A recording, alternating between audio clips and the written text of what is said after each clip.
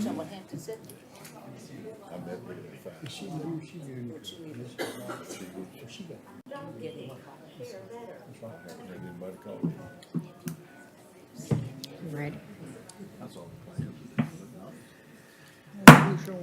Good evening, ladies and gentlemen. I'd like, Please stand by. You'll be joined in shortly. I would like to call to order the May meeting of the Board of Supervisors. At this time, we would like to have an invocation by Mr. Emmert and lead us in the Pledge of Allegiance, please. Let's pray. God, we thank you and praise you for the opportunity to be in your house. Just for many blessings and what you've given us. We thank you for this rain, for what it's doing for those that need it. Best you be with us tonight. Let us make wise decisions, things that are great for not only our community, but for the whole state. And we thank you for it and praise you for it. In Jesus' name, amen. Amen. I pledge allegiance To the flag of the United States of America and to the republic for which it stands, one nation, under God, indivisible, with liberty and justice for all. Thank you, sir. At this time, do any board members have a conflict of interest on anything that we will be discussing? I do. I don't have that conflict language in front of me. Can you get that for me? I saw it earlier in the week, and I don't have it with me. You have filed your statement, so. Okay, great.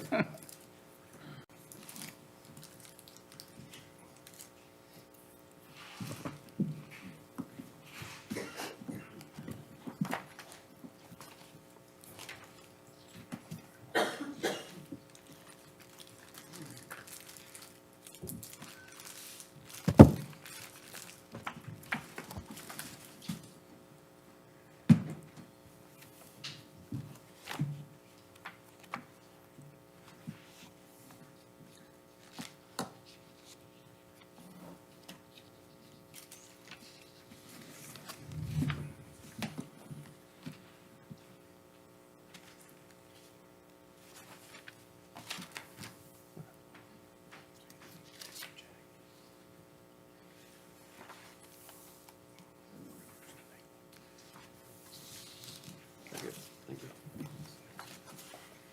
You can probably go into recognition if you want to come. That's fair.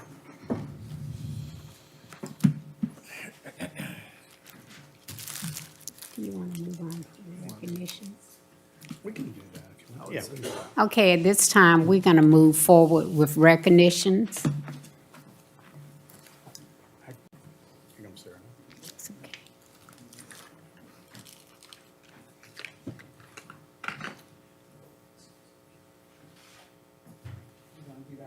Okay. Thank you. As a member of the Prince Edward County Board of Supervisors, I, Cannon Watson, am disclosing that I have a personal interest in the transaction under Agenda Item 14 on the May 14th, 2024 Board of Supervisors agenda.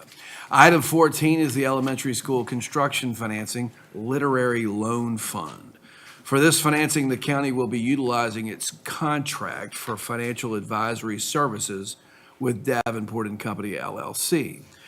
I am an equity partner in Davenport and Company with an ownership of, sadly, less than 0.5%, but in excess of $5,000 per year.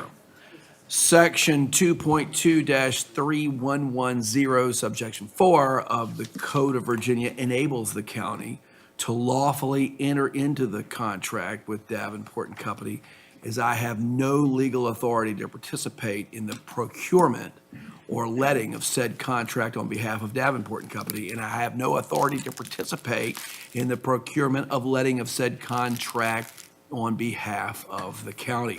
In accordance with Section 2.2-3112A and 2.2-311F of the Code of Virginia, I am disclosing my personal interest as an equity partner in Davenport and Company, headquarters located at 901 East Cary Street, Suite 1100, Richmond, Virginia, 101 North Main Street in Farmville.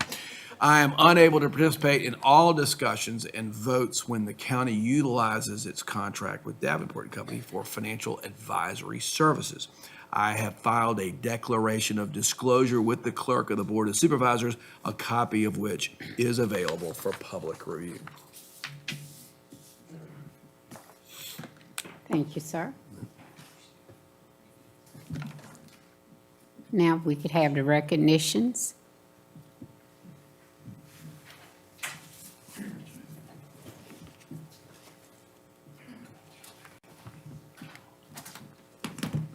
Recognition is an opportunity for the Board of Supervisors to recognize achievements in our community with a focus on the accomplishments of students, employees, and our citizen volunteers who serve the county of Prince Edward.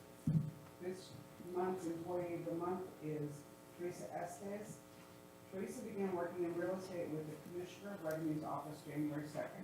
At that time, their office was 14 months behind on transfer. The Commissioner of Revenue's office is now down to 6 months. Ms. Estes has excelled in her new role with a positive attitude, and her work ethic is beyond expectation. We'd like to thank her for her hard work and dedication. Prince Edward County is truly grateful.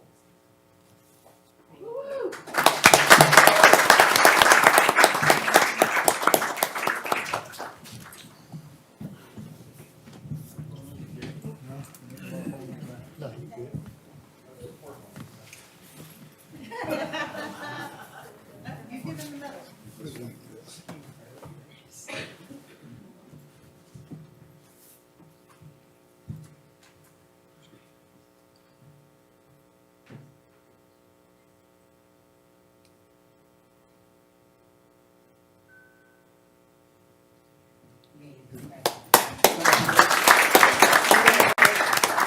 Thank you, Jeff. Thank you so much.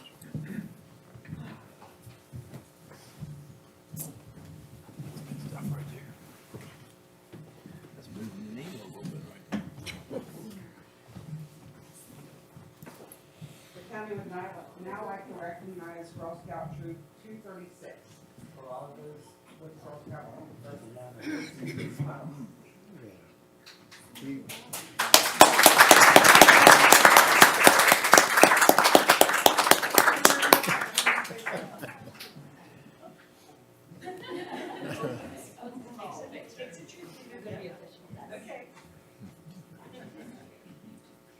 Girl Scout Troop 236 is a first-year troop based in Prince Edward County.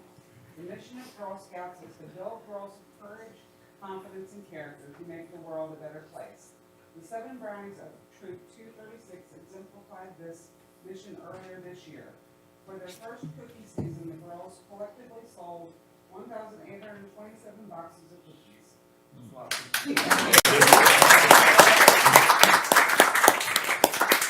All proceeds from cookie sales benefit the troop and their girl-led initiatives. The Brownies voted to take a trip to the Richmond Metro Zoo and donate a portion of their proceeds to the Prince Edward County Animal Shelter. Animal Control Officer Adam Noma welcomed the girls to the shelter to see the operations firsthand and learn about how their funds could best serve the shelter. Ultimately, they donated Kong toys and peanut butter, which they learned is a fun and tasty treat for the dogs. Troop 236 thoroughly enjoyed learning more about this community resource, and we're happy to give back.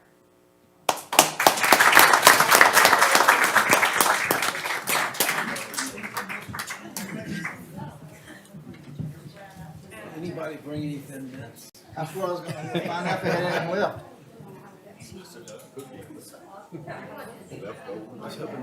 I was hoping some thin mints might be brought to you. First one. So we're really proud of you girls for all the cookies you sold. And I know you guys named Daisy when you came to visit us. But we would like you to name this darling dog here too. Did we come up with a name? Yes. What did we come up with? Brownie.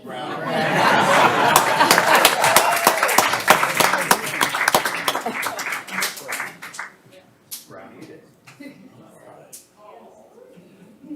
Okay, if we can have everybody look right here because there's lots of parents that want to take pictures. And then I'm going to take your picture at the very end so that we can put it on Facebook. So everybody smile. Brownie smiles for parents. Oh.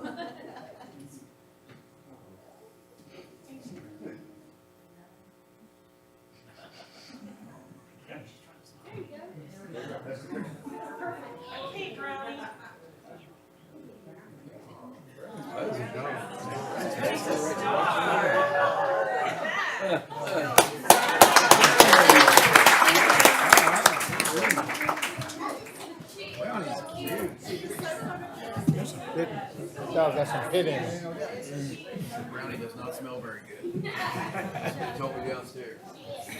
You got a ways to go.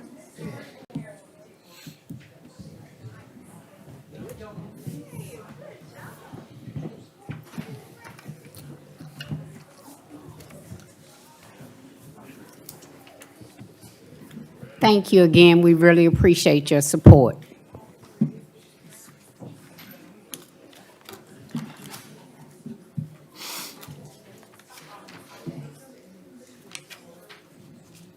Do we want to do public participation or just go on with our partners? We'll do public participation. Okay, at this time, we will have public participation, and thank you.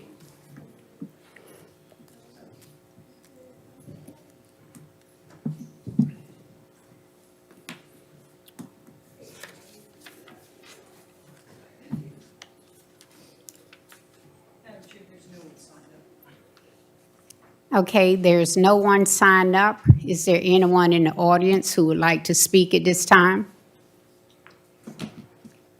Is there anyone online who would like to speak at this time? Seeing and hearing none, we will ask for Board of Supervisors' comments. We're going to start with Mr. Gillum. Nice to see everyone tonight. Be safe on the way home in this rain, and hope to see you back again soon. Good evening, everybody. It's good to have you here. We are glad that you are interested in what's going on with the Board of Supervisors and for the county of Prince Edward. Thank you much. Obviously, I echo their sentiment. Great to have you all. It was great to have the Brownies along with Brownie to get us off to a great start. And I really appreciate your concern. Glad to be here. Hope you'll have a good time, listen and learn and go forward. Like y'all come. Mr. Emmert. Just want to say thanks to everyone that's here. I want to congratulate the girls for what they did. I was hoping they'd bring a few of the men tonight. I thank you all for being here because this is your time to hear kind of what we're doing. If you have any problems or whatever else, please let us know. Thank you. Mr. Townsend. Thank y'all for being here. Always welcome. Yeah, again, thank you. Thank you for your diligent work, and congratulations to the girls. And thank you to everyone else who's coming to hold us accountable, to provide input, to hear and listen, and keep this dialogue open. We look forward to this meeting tonight. So thank you for being here. Thank you. And I would like to reiterate what they said. We welcome you here.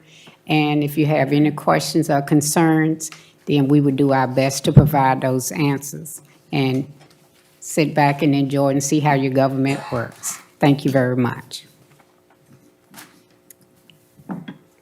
Okay, I'd like to have a motion to accept the consent agenda. Madam Chair, if there are no additions or deletions, I'll make a motion to accept it as presented. Second. It's been motioned and properly second. Mr. Gillum? Yes. Dr. Pride? Yes. Mr. Watson? Yes. Mr. Jenkins? Yes. Mr. Jones? Yes. Mr. Townsend? Yes. Mr. Emmert? Yes. Myself, yes. Thank you kindly. Okay, at this time, we will have our community partner updates, and we will first hear from Dr. Larry Stempert from Hampton-Sydney College. Well, thank you for inviting Taylor and me to participate this evening. It's great to be here. I've come to look forward to these annual sessions. I think it's just always good to remind everybody, not long after Prince Edward County was formed in 1775, a group of citizens in this county decided to get together and form a college, Hampton-Sydney. In an advertisement that appeared in September 1775 announcing the start of the college, we included our mission to form good men and good citizens. And that's been our mission now for 248 years. We're rapidly approaching the 250th anniversary of our founding. I think of all the things that I'm proud of, most proud of, is over the last several years, we've really worked hard to, what I say is live into and live up to that mission of forming good men and good citizens. I don't think we always were as good about adhering to that mission as we should have been. And I've made that a top priority for us. And I'd say to anybody who's here tonight, if you ever see a Hampton-Sydney student who isn't acting like a gentleman, I'd like to know personally about that so that we can take steps to make sure that we're, like I said, living into and living up to that mission of forming good men and good citizens. We've worked hard over the last several years also to become more selective. We didn't have bad retention when I got to the college in 2016, but we typically lost 1 out of every 5 freshmen before they started their sophomore year. And we wanted to do better than that. And so we've made making sure that the students who come, what I say all the time is we don't want a single freshman to come who we don't think has the ability to finish in 4 years and walk across the stage and get his diploma. We've had a lot of success at improving retention at the college, and we really want to benchmark ourselves against the best liberal arts colleges in the country on retention. That focus on selectivity has caused our overall enrollment to dip. We've been around 850, I think was as low as we have been. We are growing that back. We think we'll be just right at 1,000 students, or perhaps a little bit more than that when classes resume in August. And our goal is to get to about 1,200 and stay there. We think that's going to take us about 3 years or so. But we've taken a lot of steps. We have expanded greatly our recruiting force. We now have recruiters all across the country recruiting students for us. And we got a wonderful gift that has allowed us to strengthen our recruiting efforts and again, recruit nationwide. I want to talk briefly about our relationship with the county and our community. We want to be a good partner. I think I'm sure I speak for Taylor. I won't steal any of his thunder, but I think we were some of the most important institutions from the start of this county's history. And today we continue to be 2 of the most important institutions in the county. And certainly part of that is the economic engine that we provide for the community. Our student body, these students come into town. We feed them well at the campus, but they seem to think they need a second meal at the cookout every night around 9:30 or 10 o'clock. But most important are the events that we host throughout the year. We just finished our commencement. In a couple of weeks, we'll have our alumni weekend. We have, an incredible football tailgating scene that goes on in the fall. We have homecoming. We have family weekend. All of these bring an incredible number of families and parents and friends to the to the community, and they stay in the hotels here. They eat in the community's restaurants. We contribute a great deal to the economic vitality of Farmville and the county. We also seek to be a really valuable educational partner with the community. We want, as I mentioned earlier, we're making a big effort to expand our recruiting footprint nationally. But I always say we want to own our backyard too. We are very interested in young men who come from Prince Edward and surrounding counties. And in fact, I took a lot of pride in we have what we call our final convocation, where we give out awards to our students the last week of classes, and then at our commencement. And the local guys did really well. They certainly represented themselves well. Students here from Prince Edward County High School, but also the surrounding counties as well. My wife, it's been a tradition for the president's wives at Hampton-Sydney to, so far we haven't had a female president, so they've all been wives, but they do some kind of a Literacy Day activity. In the spring, we host a Literacy Day on campus for 2 days. During that time, we bring about 2,000 second graders to campus. They have a variety of activities that they participate in, and then every student gets a book as the student leaves our campus. I think that's a vital effort. We recently built a brand new science center on campus. It includes a planetarium. The foundation that funded that planetarium for us, one of the conditions of the grant was that we would have an outreach effort to the students in this area. And so we will be developing something very similar, but probably for middle school and high school students, to have them come out and have science days on campus. And certainly with the high school students, we'll show them every aspect of the college while they're there. We haven't announced it yet, but we've just received a very generous grant that is specific for our backyard, our local community. And it has several components to it, but part of it will be to emphasize the importance of high school completion, considering college, and then when students matriculate to college from this area, how do we ensure that they have all the resources they need to be successful and thrive during the 4 years they're with us? I also want to make sure that everybody, sometimes I hear that, well, you know, we don't feel like Hampton-Sydney is a place where we can go as community members, but we welcome everybody. Hopefully you're seeing signs and advertisements in the community for the sports camps. Almost all of our coaches obviously run elite camps where they're trying to recruit the best athletes to our teams, but over the last several years, almost all of our varsity sports teams also offer camps for kids in the local community. And some of these are even elementary school kids, and we welcome. And we have day camp programs. We also have overnight camp programs. But please make sure your fellow citizens know that we would love to have local kids participate in those sports camps for the kids from the local area. I think the Wilson Trail is one of the prettiest trails in Virginia. I think it's a kind of a hidden resource. I know the High Bridge Trail has the advantage of being very flat, but if you're looking for something more challenging, please come out and try out the Wilson Trail. It's a beautiful 3-mile loop through the woods. It's beautiful every single season of the year. Almost everything we do, everything we offer on campus is free. We have music concerts, we have drama productions, we have art exhibitions, we have a tremendous museum on campus that shows the history of the college, but also the history of the surrounding area.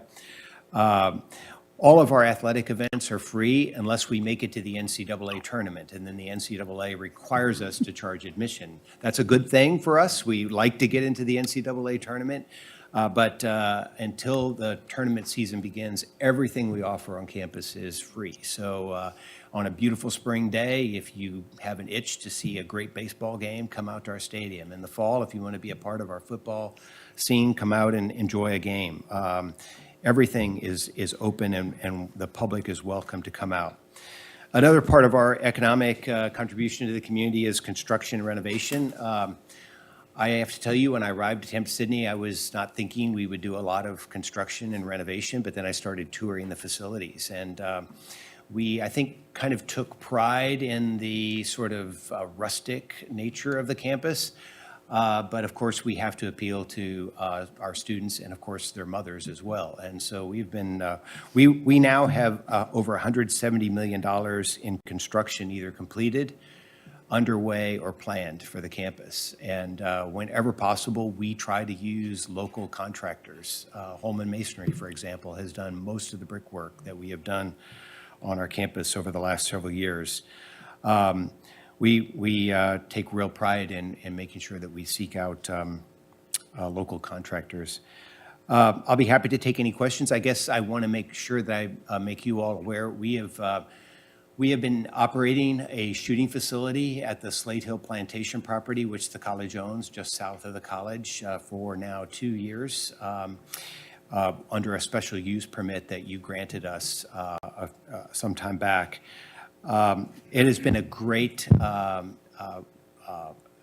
offering for our college. We know there are a lot of guys, because we are a rural campus, who have an interest in hunting, fishing, shooting. It's been a way for us to recruit some excellent students. There is more interest than we can accommodate right now, so we have submitted a request to expand our special use permit, and that's before the Planning Commission, and we're hoping that it is successfully reviewed there and lands on your desk here fairly soon. I would simply ask for your favorable consideration. There again, it's a great activity for us. It is also another one of those economic engines, as we've had homecoming alumni student shoot during our family weekend. We have a father-son family shoot. Very, very popular events. Again, those families come into our community and they stay in the hotels here and eat in the restaurants. We think it's an important economic contribution, as well as an important extracurricular opportunity that we offer to our students on campus. I just want to emphasize, we have operated for 2 years without incident. Not a single accident, no complaints that I'm aware of. The site is set up to minimize the amount of noise from the shooting. And so we think that we are in a very good position to ask you to allow us to expand the offerings that we have there. So thank you very much for this opportunity. I'll be happy to take any questions about Hampton-Sydney. Are there any questions? We are a college for men, but I don't know how far this goes back, but the faculty and staff can send their daughters, sons and daughters, tuition-free to Hampton-Sydney.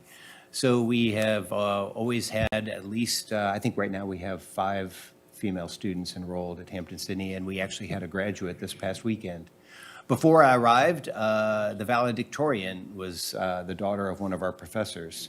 I think the students, I heard the students were upset about that, but the faculty said, tough, you know, you could have measured up. But that's a really nice benefit that we allow our employees to send their kids to campus, whether sons or daughters, free of charge. And I'd just like to say she was a Prince Edwardian. But I would like to make a comment to you, Dr. Stimpert.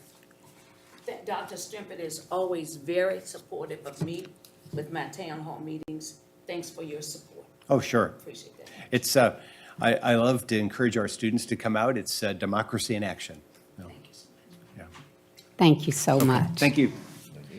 At this time, we will have Dr. W. Taylor Reevely IV, the president of Longwood University. Welcome.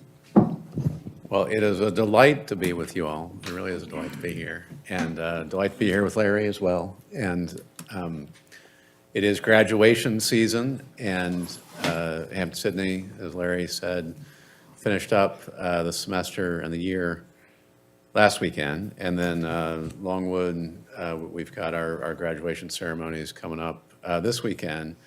And that shift to having Hampton-Sydney on one weekend and Longwood on the next is something that we worked hard to put in place maybe 7 or 8 years ago now. And I think it's one of those things that does some real good for the whole community, because it gives two whole big robust waves of people coming in and staying in hotels and getting a nice meal or two while they're here. And so we've been really happy with the way that's been working out. And a thing I'd like to echo that Larry was also touching on is you can read in the news about colleges having plenty of enrollment troubles, and we've been lucky here with Hampton-Sydney and Longwood that hasn't been the case. You know, COVID was not easy, but both schools have navigated through pretty well. Longwood is actually a nose above where we were in the fall of 2019 right now, and looking pretty good going forward. And as Larry was saying, that's looking good for Hampton-Sydney too. And that is not true everywhere, and we ought to be especially thankful, all of us together, for that. And that's a lucky thing. True to the allure of Prince Edward and Farmville, that the people want to be here. And since I was last before you this way, Farmville and Prince Edward really did become the basketball capital of the known universe for a while, with Hampton-Sydney making its great run and us making our great run into March Madness. That was a lot of fun, and it was a fun time to celebrate, without any question. And similarly, it was great for the community to be together. So many of us back last month gathered for Barbara John's Day at Moton, and that was a really joyous celebration. And I'm not sure if this is public news yet, but the governor is planning on coming to Moton on Friday to mark the 70th anniversary of Brown v. Board, and I think that's a great thing that Governor Youngkin's going to be in town to do that. And more broadly, if I can be a little philosophical for a second, the last stretch of years has been challenging for everybody, all parts of the country. It's been especially challenging for higher education. And so to see our two institutions coming through the challenges of the last few years, getting stronger and doing better is a really encouraging and great thing. And I'm very proud of it. Really delighted to be doing this work together with Larry over these many years and with you all. And I'm delighted to take questions as well. I have one. What's enrollment looking like for the fall? I think we were just over 4,500 for this past fall. That's a mix of our graduate students and undergraduates. And my hope is we'll be a little north of that this coming fall, so that we're kind of on that nice upward trajectory. And I would never, I think this would be true for Hampton, Sydney, and Larry as well. I'd never want Longwood to somehow grow by leaps and bounds in the way that has happened at some other places, that kind of changes the basic character of the place and the fabric. But it's great to be kind of making strides in the right direction. Thank you. Thank you. We truly appreciate it. Yeah, delighted. Thank you also. Oh, one more. Comment on both Holidays University. The grounds crews that you all have really do a wonderful job of maintaining the facilities. It is true. They're nice. It is true. It is true. Yeah, and to echo Larry also, and so many folks naturally partake of this, but always everyone feel free to wander through Longwood and enjoy the beautiful campus. It is a beautiful campus. Madam Chair, if I could just make a comment real quick. As a parent, I want to thank both of you. My son swims on the Prince Edward High School team and is able to swim at Hampton Sydney. Their soccer teams have played a couple games out there. And my son played in the Stampede this past year. And I just want to thank both of you for allowing our local students to have access to college and the university and some of the activities and get them acclimated to the college life. So as a parent, thank you. Thank you. Well, thank you all so much. Thank you. Thank you.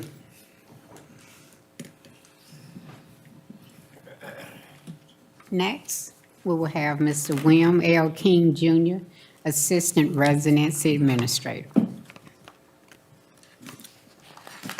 Madam Chair and board members, good afternoon on this nice rainy evening. Good evening. Like I said, kind of bring everything up. I had some questions prior to me this week. Millbank Route 639. We're gonna have a bridge replacement slated to start October. That'll take 12 weeks is the estimated time if Mother Nature will let us get that weather into place.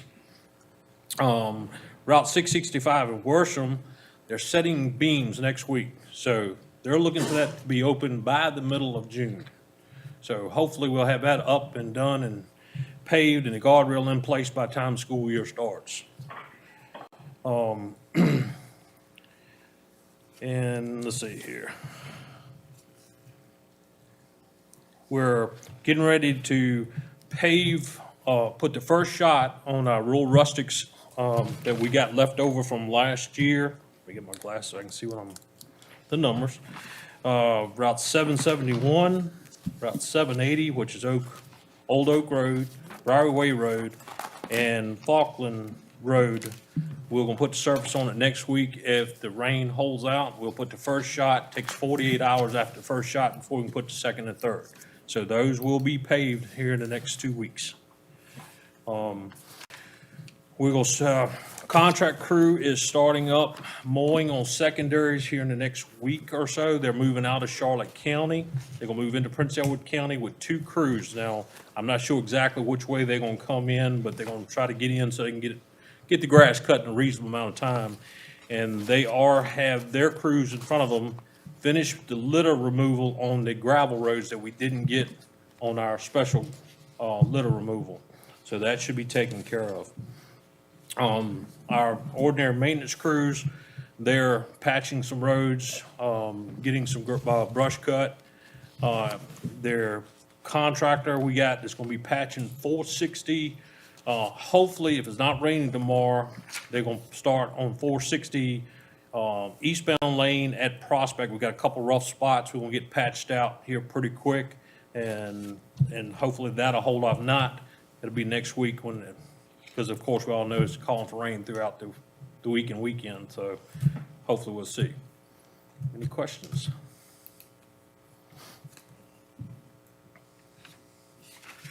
The on-ramp on the bypass from 15, there's really a lot of trash right there on that ramp.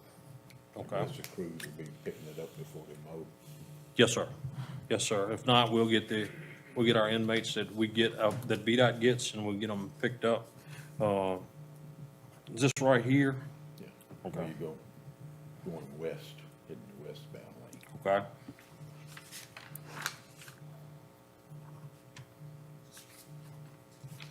Okay. When you're going out of town, under the bridge, like under 460, there's a big old cardboard box been sitting there about 10, 12 days. Okay. I don't think nobody's coming to get it out, I was gonna stop, then I couldn't get in the car. Sometimes we kind of wonder if you go with that box that big, box that size, somebody may be in it camping out. It's right on the right-hand side. Not long ago, back in the winter, we had one under a bridge that was camping out on us. You build a curb on Verstar Road by the ball field, you know where the ball field. Yes, sir. The water's coming back in the road when you do a hard rain. Okay. Now, that ditch line was dragged and the drain put in, but apparently the erosion covered that back up. The water Okay. not flowing. Okay. You know where it is. Oh, yes, sir. Caught a mini ball right there by my dad. That's right.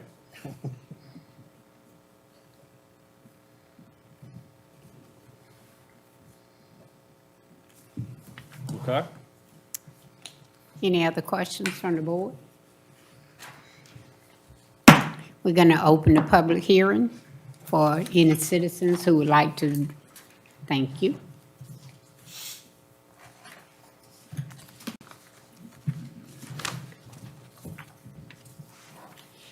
Okay, we don't, okay.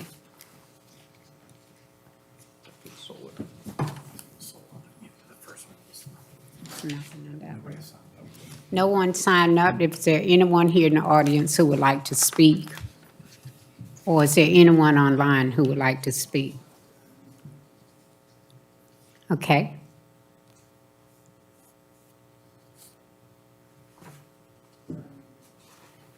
Somebody's online. Can you hear me now? Yes. Yeah. You want me to speak now? Yes, please. Yes, my name is Joanne Scott Webb, I'm with Texas, Virginia. I wanted to speak on behalf of the solar project being talked about tonight with the SOs and SGL, with the family members. I thought it was so impressive that the family involved with this initially, invited the other neighbors to speak. And that neighbors helping neighbors, it's a good project, a good site. And I'm so pleased that they invited other neighbors to come and join this project. I hope this project is going to be approved. It's going to be approved. Yeah. Thank you so much. Thank you. Yes, ma'am. Is there someone else? Okay. If no one else cares to speak, I'm going to close that public hearing.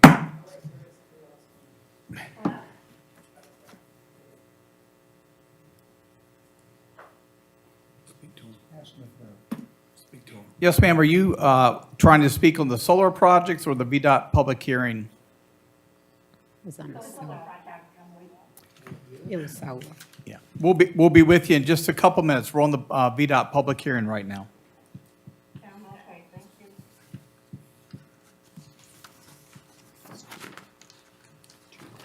Go ahead and close the public hearing. Again, I'm going to close that public hearing. Okay. Thank you. And if I, the only road, and just, I think the board members are aware that the only road we added to the 6-year plan was a 6/10 of a mile section of East Pamplin Road. Yes, sir. Is that correct, Bill? Yeah, well, that and Route 628 Mountain Creek, we did put Mountain four Creek. tenths. 4/10, Yep, okay. Yep. We had enough money that we figured we can move forward, at least get that much done with the additional money. So those are the only two additions of the current Right. adopted road plan. Okay. Need a motion to approve the. I move approval of the fiscal year 25-30 6-year plan and fiscal year 25 construction program, and authorize the chairman or county administrator to sign the resolution. Second. It's been motion and second. Any questions? Mr. Emmert? Yes. Mr. Townsend? Yes. Mr. Jones? Yes. Mr. Jenkins? Yes. Mr. Watson? Yes. Dr. Pride? Yes. Mr. Gillum? Yes. It'll be all right. Myself, yes. Dr. Pride? Hey, Bill, we're gonna make sure Mud Dusty's on the top of that list I'm next year. gonna still push, I'm gonna still push. Thank you kindly. I'm hoping one day that we got every one of them paid. Thank you, Mr. Forrester, Bill, damn, I'm still pushing. Yes, ma'am. Yes, ma'am. Yes, ma'am. I want to thank y'all for my little stint here. I think Scott will be back at your next meeting. He is wrapping up. They've made an offer to a gentleman for that job. So Scott, his boss told me he will be back at work on the 25th. So thank you for bearing with me. Come Thank anytime you. you want to be. I'm trying. Just don't listen to them, thank you. Thank y'all. Thank you. Thank you so much, Bill. Robbie, just real quick, just for clarification for all of y'all that wonder why we're laughing, it's because Jerry and Lou and myself have the majority of the roads that need paving, whatever else. Yes. And Miss Pride, and we, in good banner, but we always have fun with it, so just to let y'all in, the reason why everybody's laughing and carrying on, because we really have it out of here. Yeah, we're good. Well, you can say she's getting 604 though. That's right. Thank you, Bill. Thank you. The funny part of it is this. That's right. While Jerry and her were back and forth, I snuck in the road and Exactly. Don't think I didn't know. You're exactly right. All right, Luke. Oh, goodness. Okay, Mr. Love? Madam Chairman, members of the Board of Supervisors, our first land use public hearing tonight is the CEP special use permit to construct and operate an 8-megawatt solar energy facility. They refer to this site as the Piney Grove site. This is on land totaling 170.8 acres, denoted as tax parcel 069-A3, 069-A9, 069-A10, located at the end of Taylor Drive, approximately 4/10 of a mile from its intersection with Miller Lake Road, which is Route 613. These properties are zoned A1, agricultural conservation, and solar energy facilities require a special use permit. This public hearing was properly advertised in the Farmville Herald. Adjoining property owners were notified, and you have a sample letter of that letter and notification that went to those owners. Again, this is to permit the location of a utility-scale solar energy facility. The applicant has stated that the proposed facility was not be seen or heard and will not impact adjacent properties. The Planning Commission held an advisory hearing on March 19th where no one spoke in opposition of the application. Planning Commission unanimously recommended approval with conditions, forwarding requests to you all. Attachment 6 is the potential conditions. I do want to make a note on those conditions. Many of you remember back when you adopted the revenue share, the county contracted with Sands Anderson to develop several documents. One was the revenue share ordinance in place. One was a template, which we've been using since then for solar sites.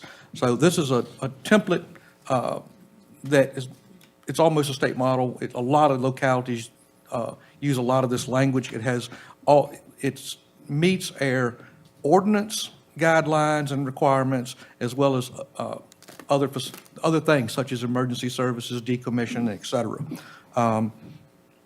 So I just wanted to highlight that and make you aware of that as where that document originated from. County staff is of the opinion that the use is generally compatible with the district and will have minimal impacts only during construction, such as a little bit of noise in traffic of construction at that time. I'd be glad to answer any questions you all might have of me before the applicant is here and plans on doing a presentation. Are there any questions from the board? Thank you.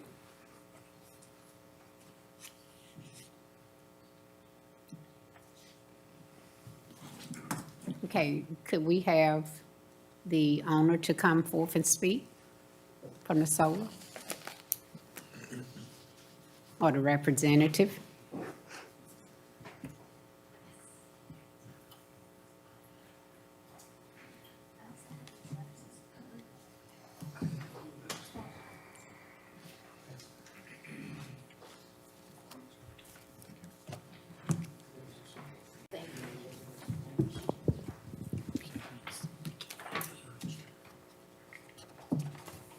Thank you, sir.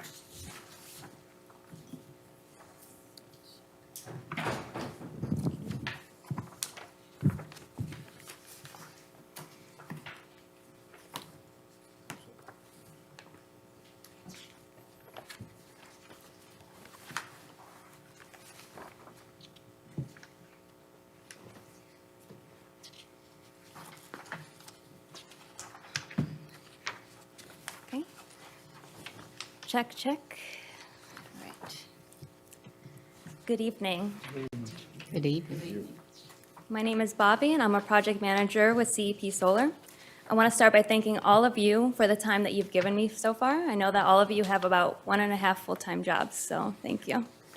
I'm here with one of our co-founders, Tyson Utt, along with some of our landowners, who you'll hear from later in the public comment period. For now, I'll be walking you through 2 of our proposed solar projects, a bit about our company and our process. I'll start with a basic intro to CEP. Next slides, please. We are a Richmond-based clean energy development company. We are focused in Virginia, which means we have a long-term investment in the Commonwealth and in Prince Edward. We have already successfully worked with the county in the past to permit a 25-megawatt project that is currently going through the next level of state permitting, and that's our project with Joe Hines as a landowner. Next slide, please. Regarding the ordinance, I'd like to commend the county on the level of detail put into the ordinance. It's easily one of the most thorough and well-thought-out policies. And in future slides, I'll point out how our projects meet all of the standards put out in the ordinance and exceeds many of them. Next slide. This slide shows how rigorously the state of Virginia protects its water, wildlife, and cultural resources. As many of you know, there's a lot more to fully permitting a solar project after achieving county approval. This information demonstrates the layers of permitting that go into each project. DEQ is concerned with streams and wetlands, DWR with wildlife resources, and DHR with historical resources. There is a thorough investigation at the state level to protect these resources, especially compared to other states.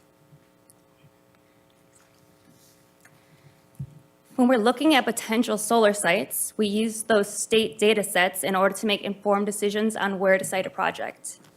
And the takeaway with all of this information is that we are very careful in our site selection since there are so many factors that go into permitting, and not many properties meet all the necessary criteria. Here we're looking at our location in the county. It's a little tricky to see, but our Piney Grove project is to the north and our Miller Lake project is to the south. They're less than half a mile from each other. They're both in District 2. Piney Grove's footprint is 0.07%, less than 0.1% of county acreage. Next slide. There's a lot of information on this slide, but I'd like to direct your attention to a few key facts. For Piney Grove, our maximum capacity is 8 megawatts. Our landowners are the Folks family and the Taylor family. We are zoned A1, and our location is off of Piney Grove and Taylor Drive. Next slide. This image shows the existing buildings in the area. I'd like to point out that the ordinance requires us to be 75 feet from main buildings on adjoining parcels. And for Piney Grove, we're at 365 feet, which is almost 5 times the requirement. Here we're looking at our sketch plan. The total property area is almost 171 acres, which is indicated by the black and blue checkmark line. The buildable area, which is the light blue shaded, is almost 73 acres, and that buildable area is intentionally drawn to avoid woodlands and ecologically sensitive areas, which means that we'll use less than 45% of the property because we remove those areas for setbacks, streams, and wetlands. Next slide. Here's a close-up of our project entrance, which is indicated by the pink star. And you can also see our point of interconnection, which is just below that. Next slide. This photo shows the existing conditions just west of our project entrance. We're looking in the direction of the solar panels, and you can see that it's already heavily forested with mature woodland. Next slide. Here we're looking at our project entrance, and it's still heavily forested with mature woodland, still looking in the direction of the panels, and at the end of that driveway, you can see a home that is one of our project participants. I'd like to also note that we do incorporate pollinator habitats, which is another great requirement by the county. This means that we'll use various species of native grasses and other pollinators, which will all work to support biodiversity. With respect to construction, operation, and decommissioning, our construction timeline is approximately 9 to 12 months. During operations, it will be remotely monitored 24/7. There will be routine landscaping and equipment checks without an increase in traffic. And for decommissioning, there are a strong set of requirements in the county's ordinance that includes removal of equipment, site restoration, and sureties. We have also been successful with community outreach in these projects. We had a joint community meeting with our Miller Lake project at Salem Chapel, and that was well attended and led to productive conversations. Can you go back one slide, please? Perfect. And this is my last slide. At the end of the day, what really matters is how this project benefits the community. Firstly, the incorporation of native pollinator plants will work to support biodiversity. Secondly, solar options offer landowners a low-risk option on how to use their land. And lastly, at over $2 million, these projects contribute to the county's capital improvement projects that are used to fund projects like a new animal shelter, an emergency radio system, and renovations of the Prince Edward County Elementary School.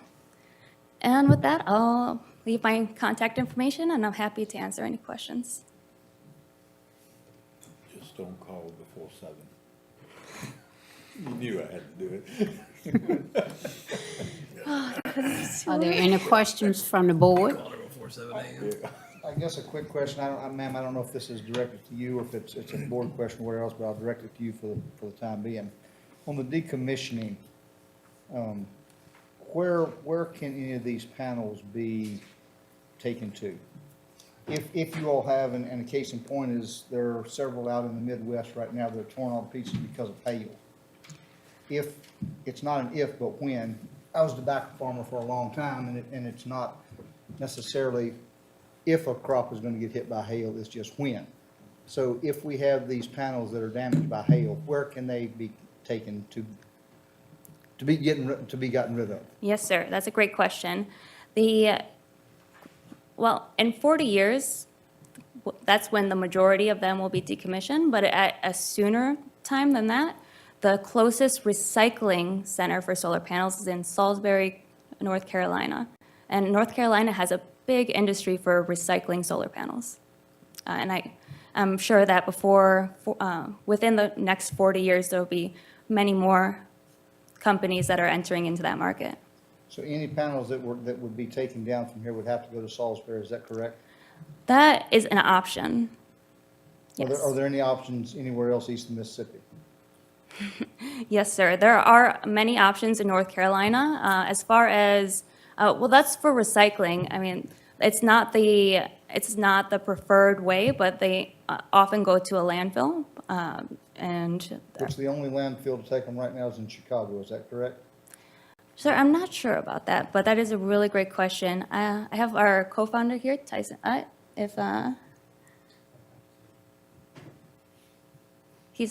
he knows the Virginia market pretty well. Yeah, thanks, Bobby. And it is a good question. Good evening, Madam Chair, members of the board. Thank you for that, because I think there is, one, what do we do today? And then also, where are we progressing in the years to come? Bobby's right. When you look at North Carolina, surprisingly, the number 2 state several years ago in terms of the installed capacity of solar. So their market is a bit more advanced than the Virginia market, and that's why they have existing solar recycling facilities there. To your question on the east of the Mississippi, there are also some facilities in Pennsylvania as well. So we're seeing that expansion. Virginia doesn't have it yet, but I imagine the years to come will be here pretty Is soon. that for recycling, or is that for? Recycling, yes, sir, recycling. Correct. Thank you. But if they can't be recycled and they're just thrown on a piece or whatever else, the only place that they can be landfilled is in Chicago, is that correct? I don't know the answer to that, whether or not there's another facility. Our goal would be to have these panels recycled. Obviously, we're doing this for a variety of reasons, environmental being top of the mind, and so recycling is the objective. I got a question on, if joining the landowner, if you're using a road to go in there to it, who maintains that road? For Piney Grove, it's the project owner that will maintain that road. Mhm. So, is that gonna be like if they sell the land, who takes over, maintain the road? The project owner will always maintain that land, or the land and the driveway and the road. And how about the, entrance in and out, the gate and everything? Yes, always the project owner has that responsibility. So anyway, we can check with some previous people to see if y'all really do that or not. I'm asking a question because people ask me to ask the question. Sure, sure. That's why I'm asking the question. Yes, the project owner is legally responsible to maintain that. Okay. 10 years from now, the landowner's no longer here. He's left this world. Who takes that over? The project owner. Way into the project got two different people. Yep.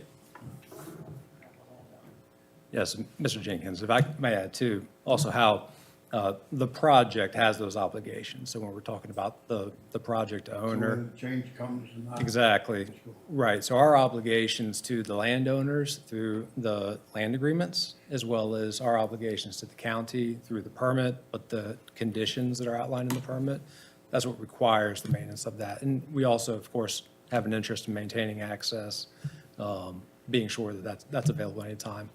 It's often the case where, because of the new gravel that's laid down, the roads are improved from the construction of the project. But thank you for that question.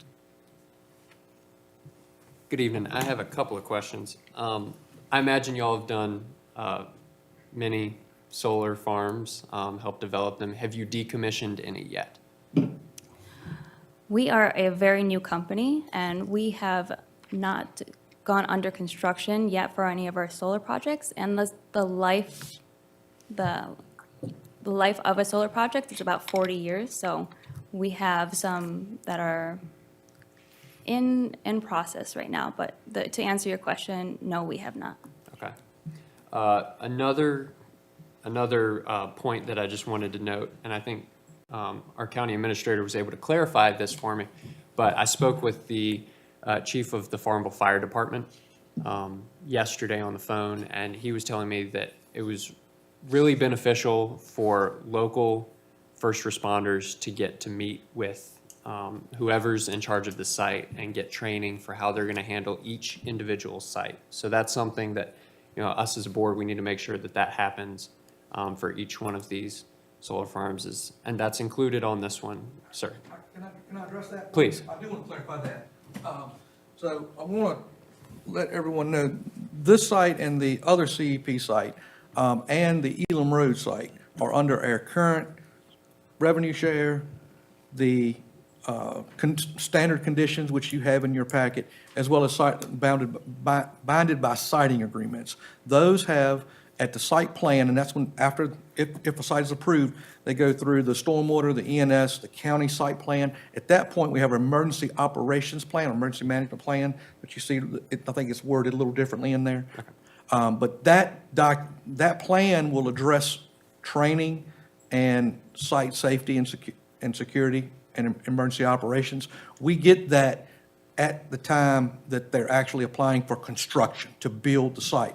And then we will vet that with county staff through Trey Powell. We will get with the, I think this site, primary first responder will be Rice, and I think, is Maharon the secondary? I think Maharon's I think Maharon's secondary. But it's going to be site-specific, so the other CEP site, I think it's probably Rice and maybe Farmville as a secondary. But we will coordinate that at the staff level, but you are covered on conditions, and we're going to make sure that that's in every template we use moving forward.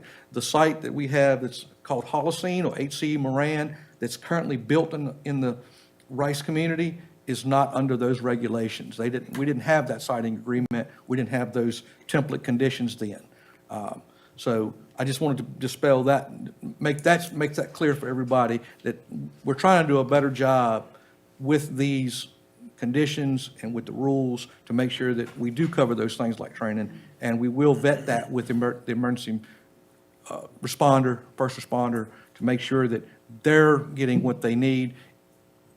We will make sure that's in place before we approve a site plan. So we'll have that feedback that comes from the fire department or rescue, and then we will incorporate that as comments back on that emergency operations plan and get that, if there's a hole or issue, we'll fix it before we issue construction permitting. Okay, thank you. That's really good. My final point that I wanted to look at in the updated agreement that was emailed to us separate from the packet, number 31, number B talks about soil testing. Testing shall be conducted prior to the issuance of the land disturbance permit and every 5 years thereafter. I think, one of the biggest concerns I have about solar is some of the heavy metals and the different elements that are included in these panels. These sites are fairly close to Sandy River, the reservoir. So of course I'm concerned about the health of our soil and water all across the county, but especially so close to such a critical asset that we have invested so heavily in. So I would really like to see that testing go from every 5 years to annual testing. And I don't know if this is the proper time to talk about that, if that's with y'all or if that's with, a different party. But that would be something that I would really like to see, annual testing to make sure that going forward, like you said, it's new technology. We want to make sure that we're being responsible with our resources. I think ideally, after the public hearing, if the board decides to make a motion to approve, you can make that amendment to the proposed conditions at that point in time.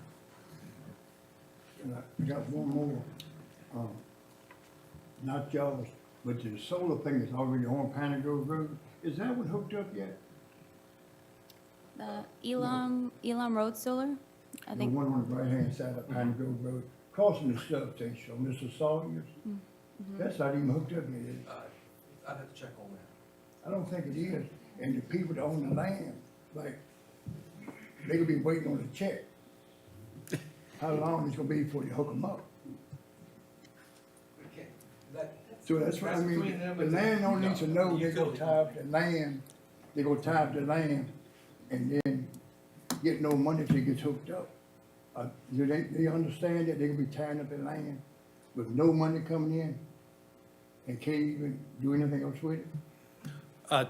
Great question again, and it's good for us to be able to clarify that as well. While we can't speak, of course, to another company, what their practice is. People go doing it so they can get the money. Well, it's, again, a great question because. The money is not gonna be like this year, next year. They need to know they tying up the land, and you might not get the money for a while. Well, Is that true? not in our case. Again, I can't speak So to y'all the got other. a special way to get hooked up. Yeah, we Don't begin you- with our landowner partners. I think you'll hear from them this evening I too. mean, I know some of the people that are here tonight, they doing it to get the money to pay the taxes and stuff, right? Okay. Right. So they're not gonna be getting that money, but they're gonna tie the land up. Again, I can't So speak where to. we at? Where are they at? Right, great question. We are, in our case, I can only speak to what we do as our practices as a company. We are already compensating our landowners Okay, you already- today. They'll get money day one. Yes, day one. Now that Before they get the big bowl of money, how long should they wait?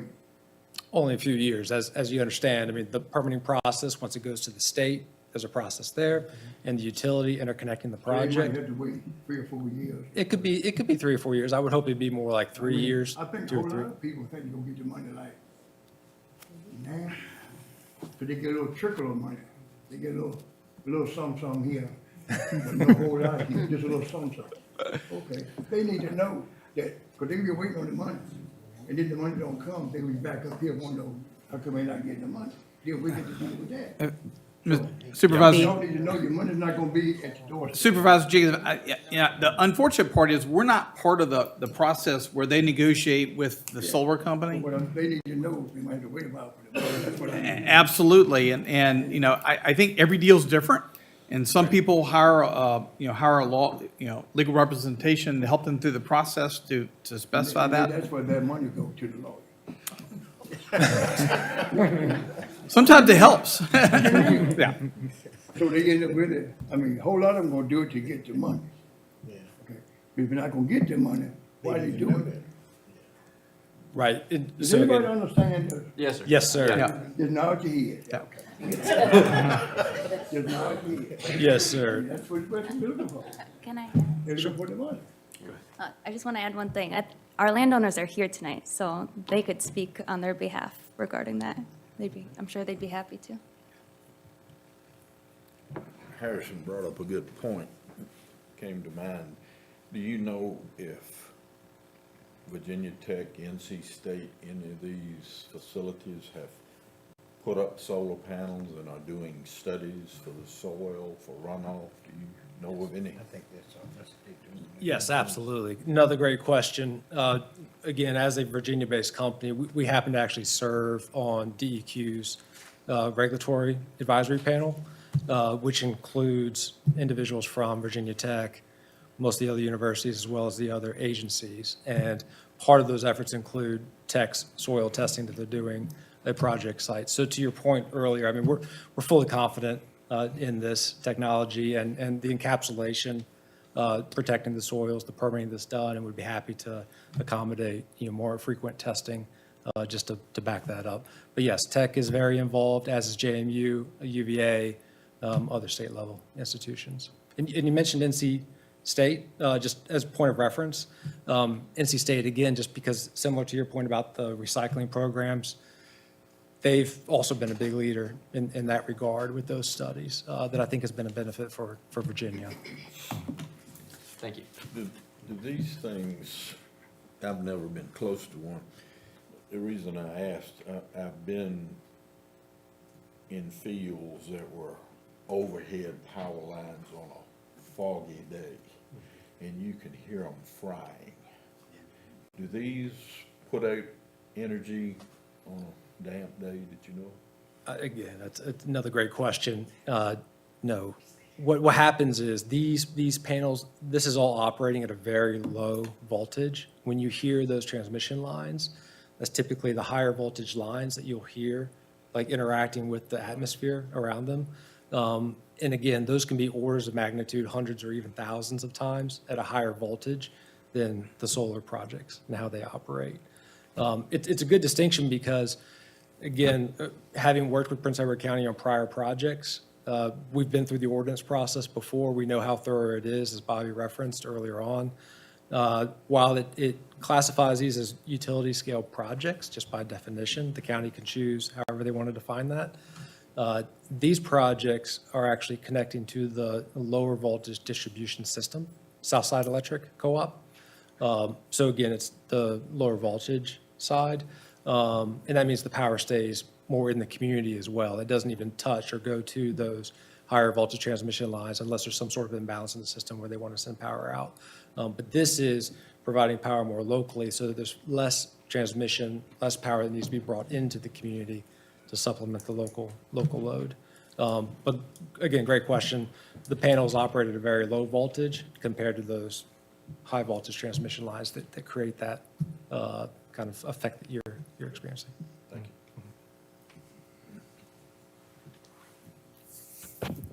Thank you. At this time, I will open the public hearing, and I think that's Mr. Ronnie Fincham. I have some questions for them, if I may. Okay. Mr. Fincham has some questions for you. The first question, you're saying that they don't make any sound. Have you ever heard of the inverters that you use? Mr. Fincham, could you please come to the podium and state your name and your address?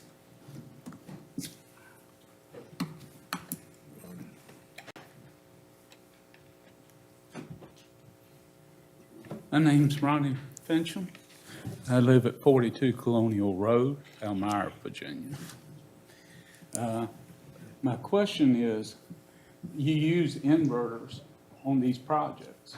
Have you ever heard the inverter scream? You're sitting there saying that they don't make sounds. Well, they do make sounds. Go over to Chase City. You can't hear nothing for the screaming. Go to a lot of the solar sites. That's a typical lie when you say they don't make sounds. And if it's an operational unit where the panels actually move to get the most optimal use out of them, they click, they clack. It's very loud. Most everybody that lives around them wish they never had seen one. The other thing is, when you're saying with your presentation of the pollinators, how hot does these panels get on the most optimal day? Can you answer that? Because the insects, they come to the pollinators, but the panels are so hot, if they touch it, they're dead. They fry. The displacement of the animals that are in these areas, once it's fenced in, are displaced. Now they're fighting for pure survival because now they have nowhere to feed, nowhere to house. I mean, this whole thing is such a Green New Deal. It's not. Really look at the aspect of what it does. And the existing solar field there, like they tell you, they go through DHR, which is the Department of Historical Resources. A lot of them say they do. They use a subsidized company. The one that's right now on Piney Grove Road, during the building of that project, pushed up my family cemetery. You check the DHR record, they started with DHR, they dropped it. This particular one that they're building now is another one of my family cemeteries right there. And I've spent the last year and a half with the governor's office, DHR, and every archaeologist and anybody else that can help me with it. Because these cemeteries that are down there is the start of this county. This is not just my family. The Jenkins, the Burries, the Williamsons, the Weavers. Go back through the history of Prince Edward County. There's cemeteries down there that I have registered 3 of them now with DHR. And one's in the heart of this. And I definitely don't want to see that destroyed. But once you start moving things in, anything can happen. And then all they can say is, I'm sorry. I'm tired of hearing, I'm sorry. That doesn't work. And you really need to answer the big question, how green is this? Because just like he's saying with heavy metals, oh, well, we'll do a monitoring 5 years down the road. You're near Miller's Lake, Sandy River. I mean, this leaching can be a major problem quick before you have control over it.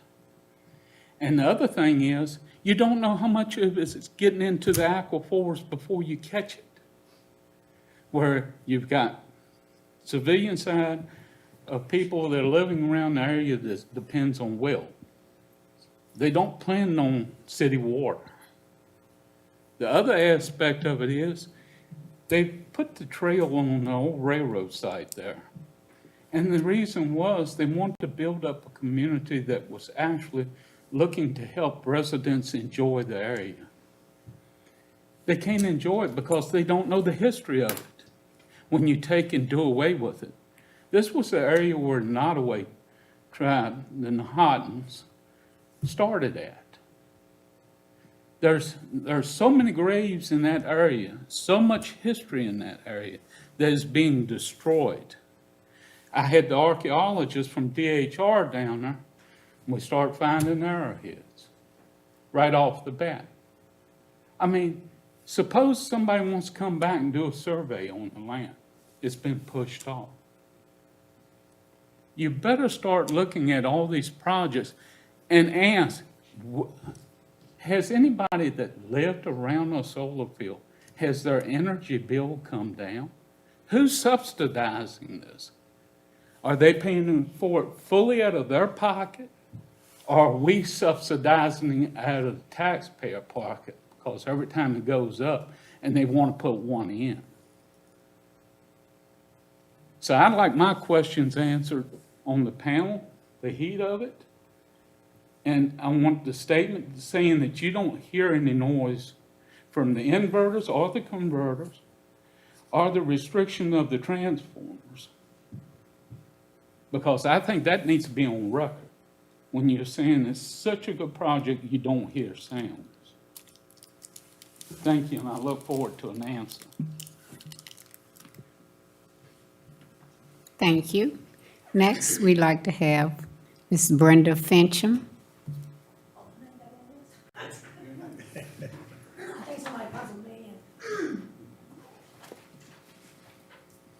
That's my brother. Oh, I actually didn't know my name was on the list, but since I got called, here I am. And I guess I might have put a little confession up front. I be done worked on this field.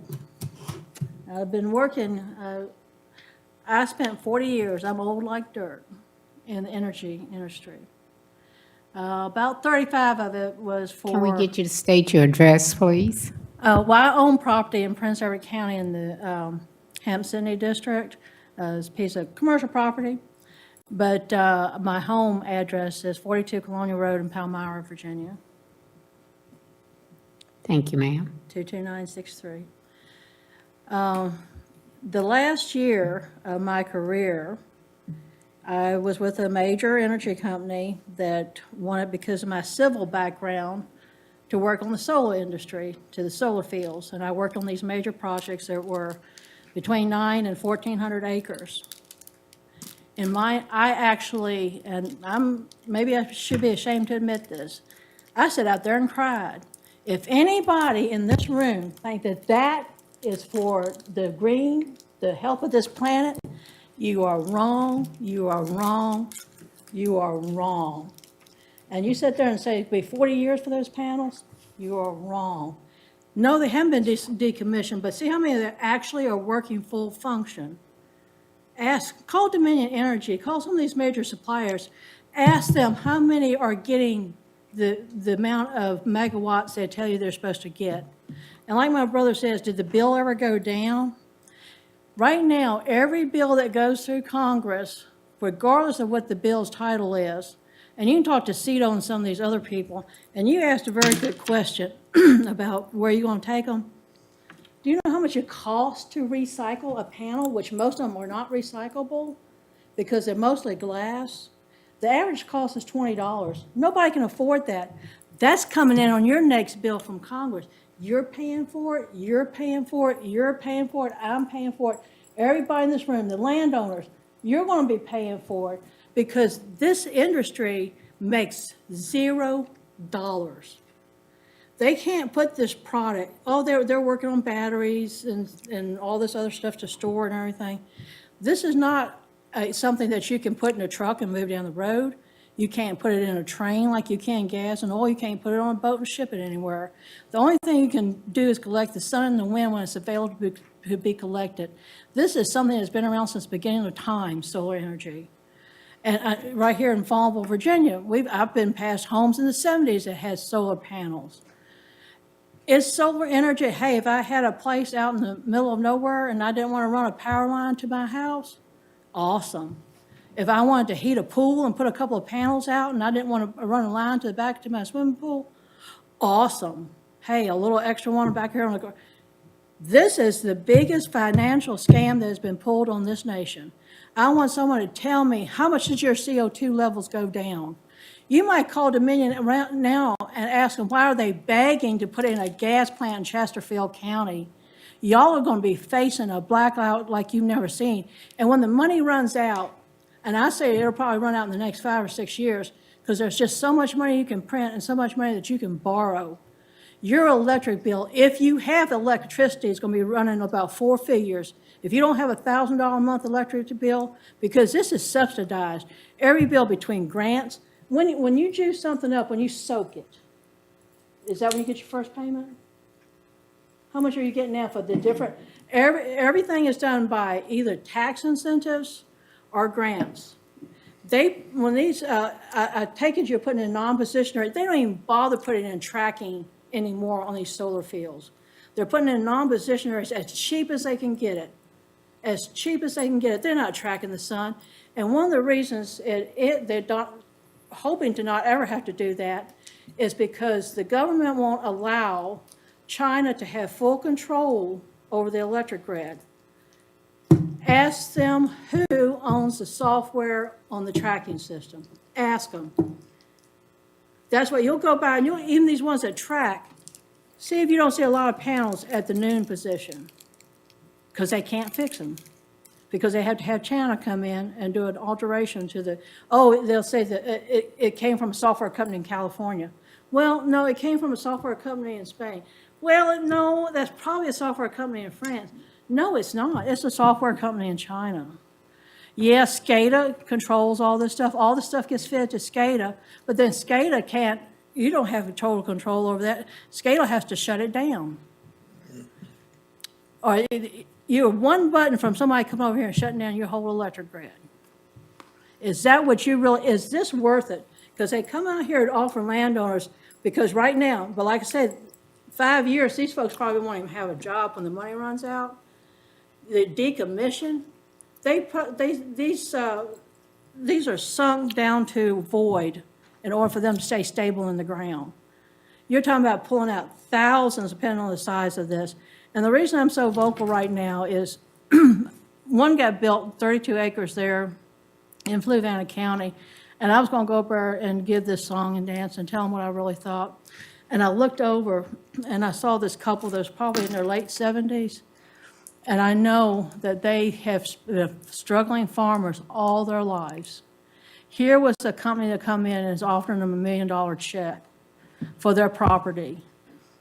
I had to look the commissioners in the face and say, I can't tell you to tell them no. Just don't do any more of these 1,000-acre monstrosities. Because it's no other entity in this land that fences in 1,000 acres at a time, or even 70 acres at a time. Nobody does that. Deers have nowhere to migrate. Oh, we built a migration route to nowhere, to the next solar field. It's a cancer. The Moran solar site that we're telling you about. And everybody disassociated that said, are you through the rural authority funding? Because unless you have rural authority funding, DHR, environmental, and everybody else, well, it's really, had it not been for Glenn Youngkin and going through the governor's office, we wouldn't have gotten any assistance at all to please stop with the tearing up of the cemeteries. And my brother's giving them credit for saying, I'm sorry. They said, I'm sorry. And then they were like, well, there's really nothing we can do. Well, you could kind of put back the stones you turned over, maybe put the fence back. Well, that's really not our place. We're not, and then the ears go shut. They don't care about any of the other, and I've always been for progress and building. I think our world is a lot better off with using all of their functions. Don't throw solar out. Don't throw wind out. Use it where it's applicable in the small cases. Keep nuclear, keep natural gas, keep it up. Nuclear is awesome. Geothermal has a great benefit and awesome. This is a scam. This is the medicine show of the West come to modern day society. They're telling you, you're going to die in 12 years. The world is. I remember in the 1970s, a school showing a video of Leonard Nimoy. We were freezing to death. The next ice age was coming. Yes, the world changes. Yes, it heats up, it cools down. What scientists you want to list with? We've gone through three where we've totally froze ice ages. No, we've gone through 5. They recently have admitted that their internal core, because our poles have flipped twice, that our poles have actually, the lava is actually more viscosity than they thought. So our poles have flipped more than that. The world is constantly changing. We should not pollute it. We should take care of it. But when you come in and you strip down to nothing, 70 acres, they take it all. And I sat there and why are we even grubbing this? Why you can, I see you can't shade it, don't cut the trees, but leave the grub. No, we've got to take it all. Pollinators, go by and see how often they cut the pollinators when they grow fast enough to shade, if it's a place that's in operation. Go out there and check behind them. Oh, and you'll turn on the news and, yeah, we put some sheep out here and we're looking at growing tomatoes under this. Ma'am, I thank Time's you up. kindly. Thank you. Next, we'll have Mr. Henry Coates.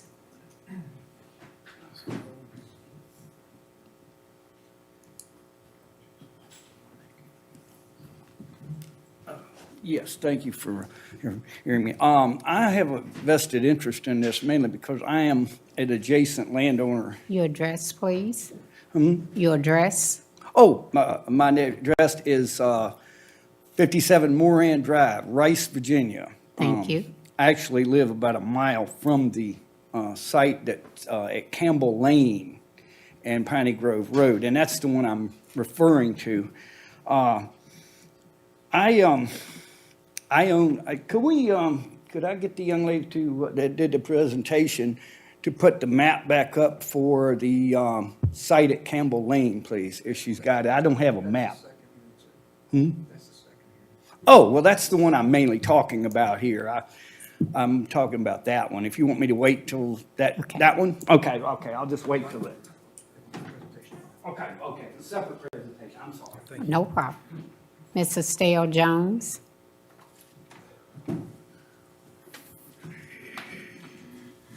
Well, I'm speaking for CEP Solar because I'm one of the landowners, Taylor Drive, and my family is here.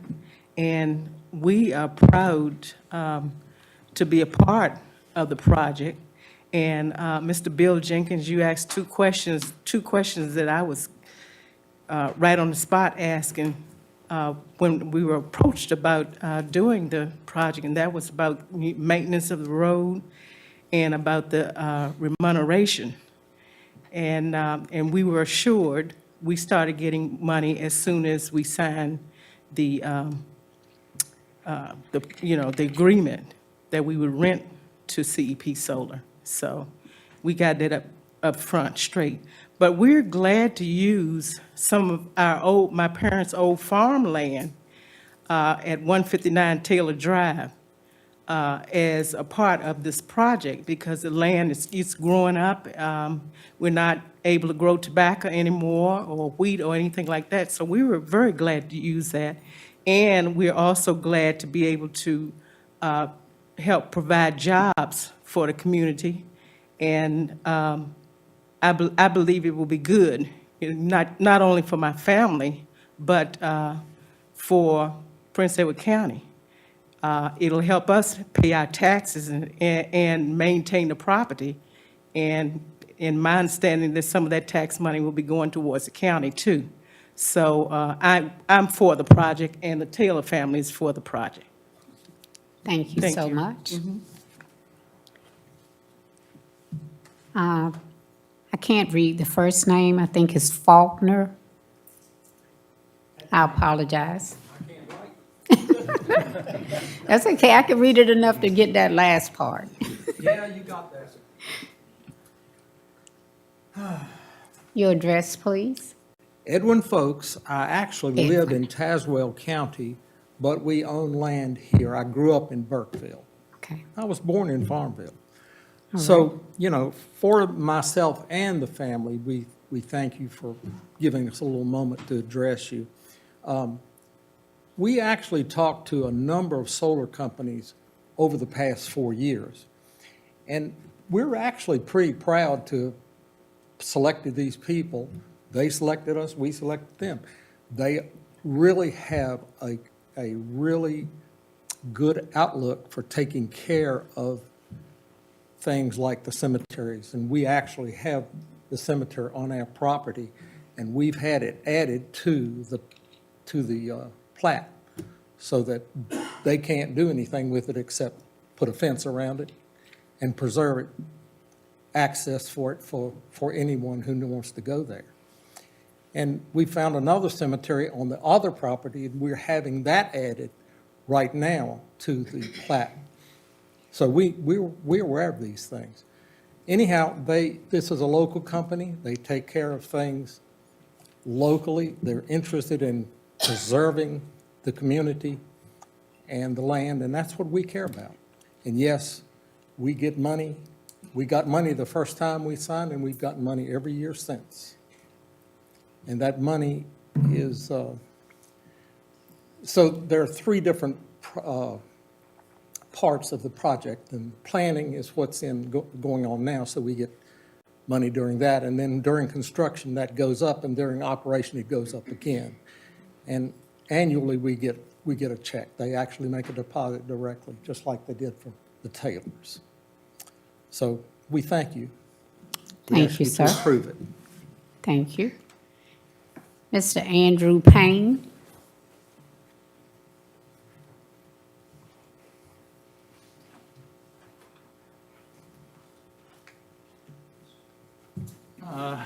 Hello, everybody. I'm speaking as someone who has personal experience with rooftop solar, residential solar, so I just can speak from that viewpoint. But also I'd like to list a few things that, I live here in Prince Edward County on Farmville Lake Road. Some of the main benefits of solar is energy diversification, cleaner energy production, low environmental impact versus risk of oil spills, enhance national security by decentralizing the energy grid, reduces the need for drilling and finding more oil reserves. It's a domestic source of energy, low maintenance costs, promotes more energy independence, long-term savings. Energy prices are predictable over a 30-year lifespan, or however long the lifespan is. And then also sustainability investment lead to increased revenues for business. From the residential aspect, I received a lot of these benefits that the landowners received, except I was compensated through it was called solar renewable energy credits, and 3 out of 4 quarters every year I'd get like a $700 check, and then on top of that I got, being tied with Dominion, we had a power purchase agreement directly with Dominion. So I just think, I mean, solar's here to stay. Some people may knock it, but I think there are a lot of benefits to it. And yes, we need to find out how these panels are going to be disposed. I agree with that, but I think it's really important to include it in the energy mix. Thank you. Thank you so much. Is there anyone else who would care to speak? Is there anyone else online?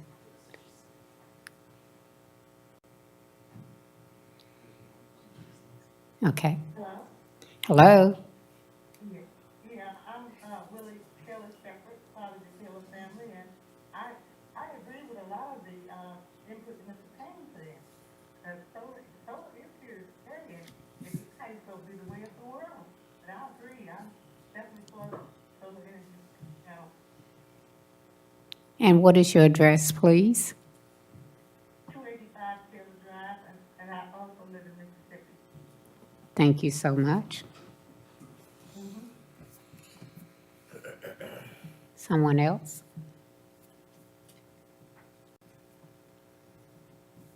Hi, can you all hear me? Yes.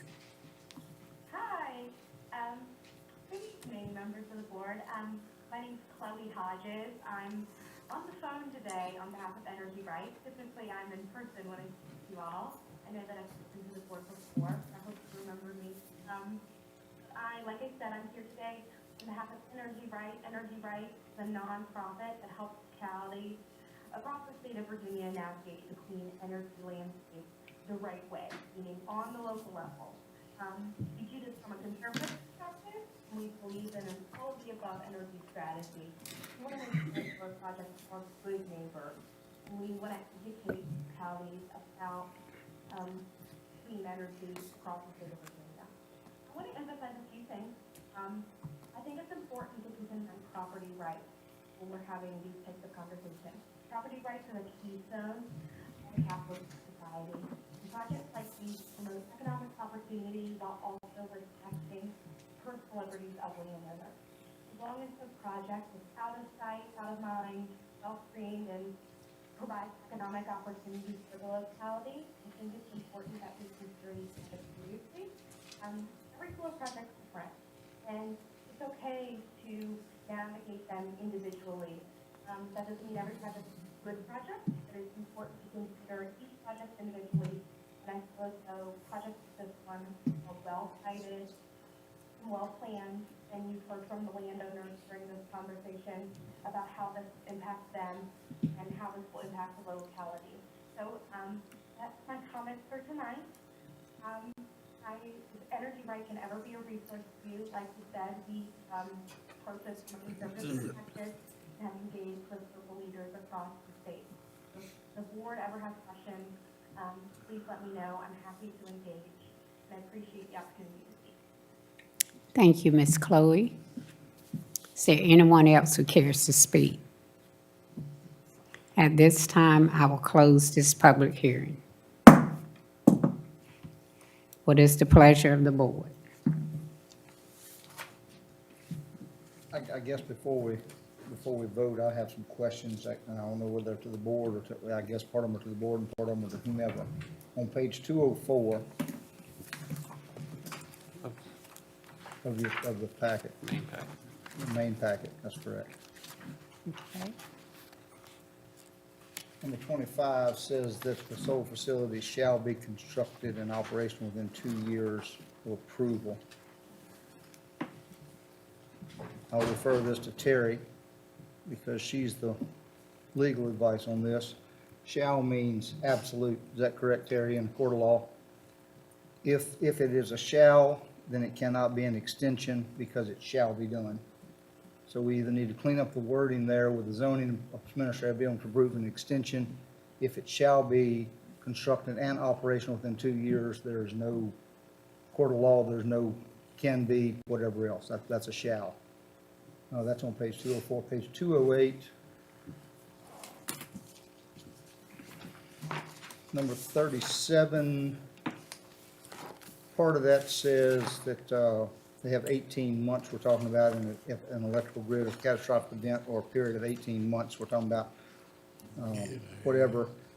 Earlier, if it's unoperational for 6 months, then it's considered to be decommissioned. We've either got to clean this up or whatever because we can't have 6 months one place and 18 months somewhere else. That's, I think on page 208, 37, that was that one. Where do you see the 6 months? Earlier, I'll get to that in just a minute. Number 30, if I'm not, nope, I'm gonna go to 30 while I'm right here. Page 208, number 30. Let me see where. 205. Yeah, 205. Number 30.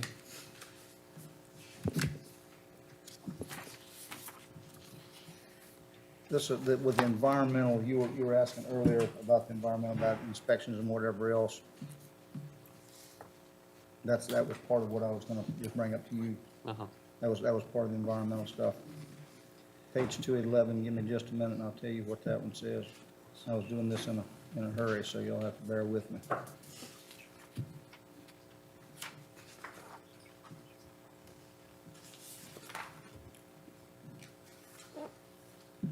And I think this is what the very first part that I read, I have them back in 105 and whatever else, but I think that was actually referring to what they had at another meeting. 211, number 44. This is the surety, this is the funds be guaranteed for decommissioning for any reason not be sufficient for the county to complete decommissioning. Earlier in this, and I'd have to back up, see, I think it's page, it's somewhere else, but it says the county shall not, if you finish reading 44, it says the county shall not be liable for any part, any way the funds drawn down or whatever else. If this company has to clean it up, then the county can't decommission it to begin with. We've got, all this wording is strange. Page 219. I know y'all think, thank goodness it rained today and I had time to sit and read this thing, right? That's what I get paid for, go figure. That was page 219. Is that part of what we're to vote on, or is that part of the original, or, because it's the same thing about that it shall be constructed and operation within 2 years? Is that our second one, Doug, or? On page 219, that was in the minutes of the planning commission Okay. meeting. They actually requested that to be 3 years. I want to mention that was a secondary email that went out Friday, so they asked for that to be 3 years, not 2 years. And as most of y'all know, I don't do emails, so if you don't call me, I don't know that, but that's beside the point. In this right here, it says 2 years, and that's where I was on that. Yes, sir. Page 222.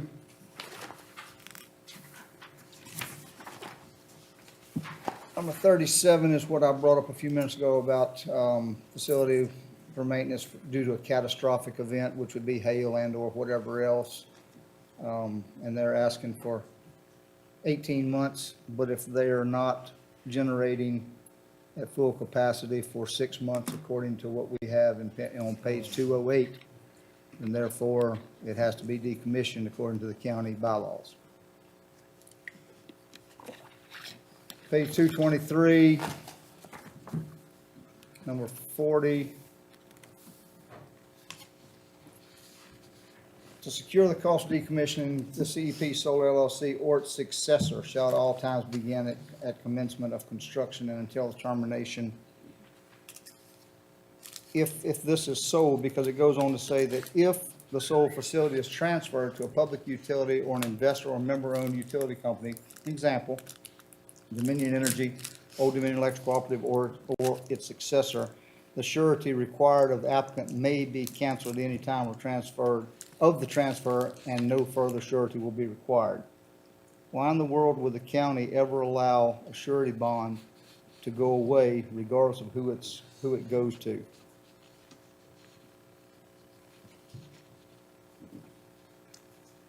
Why would we not? I think because the State Corporation Commission then would kick in, I'd have to go back and talk to the attorney, but typically, you know, with public utility, like, there's no bond for removal of the Surrey nuclear plant. Correct. So what I'm getting at is if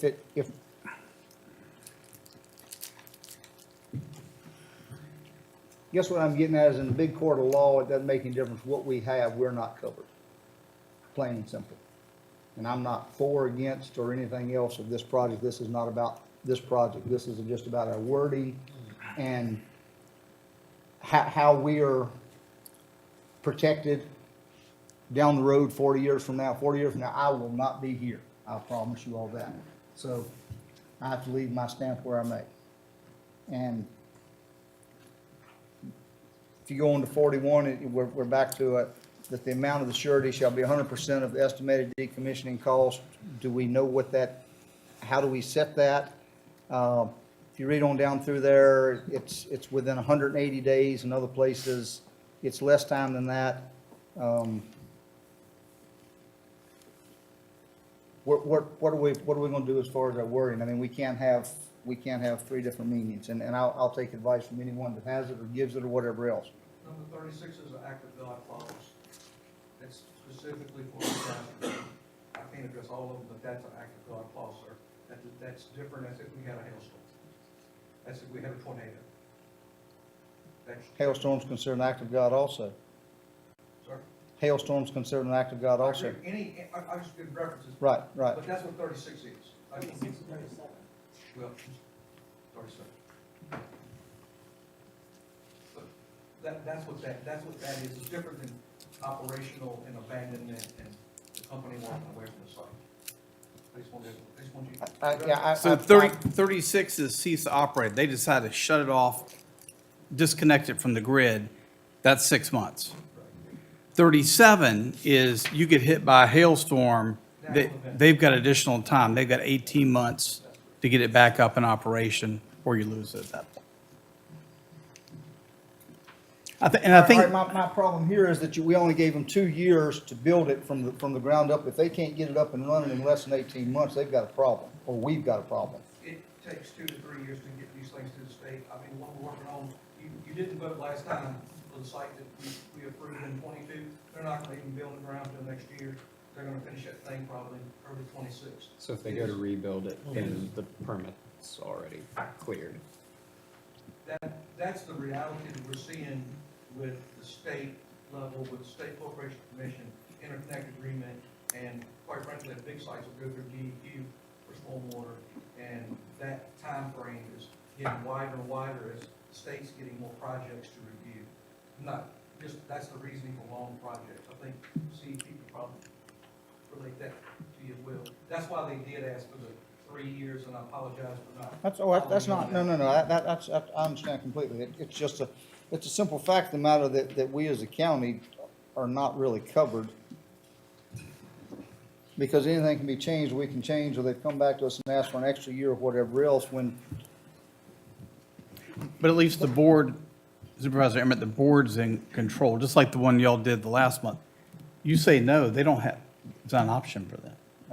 I think a lot of this is geared towards keeping that control with the board of supervisors. If you want that wording, we could strike, you could make a recommendation, strike that administrative wording for an extension and have it so it has to come back to you for a vote. Well, I've got that on here to do that anyway. Does that make That's a step ahead of you, but no offense. Yeah. Also on 22342, and Cannon, I'm sure that you know much more about this than I do about surety bonds and cash bonds and whatever else, but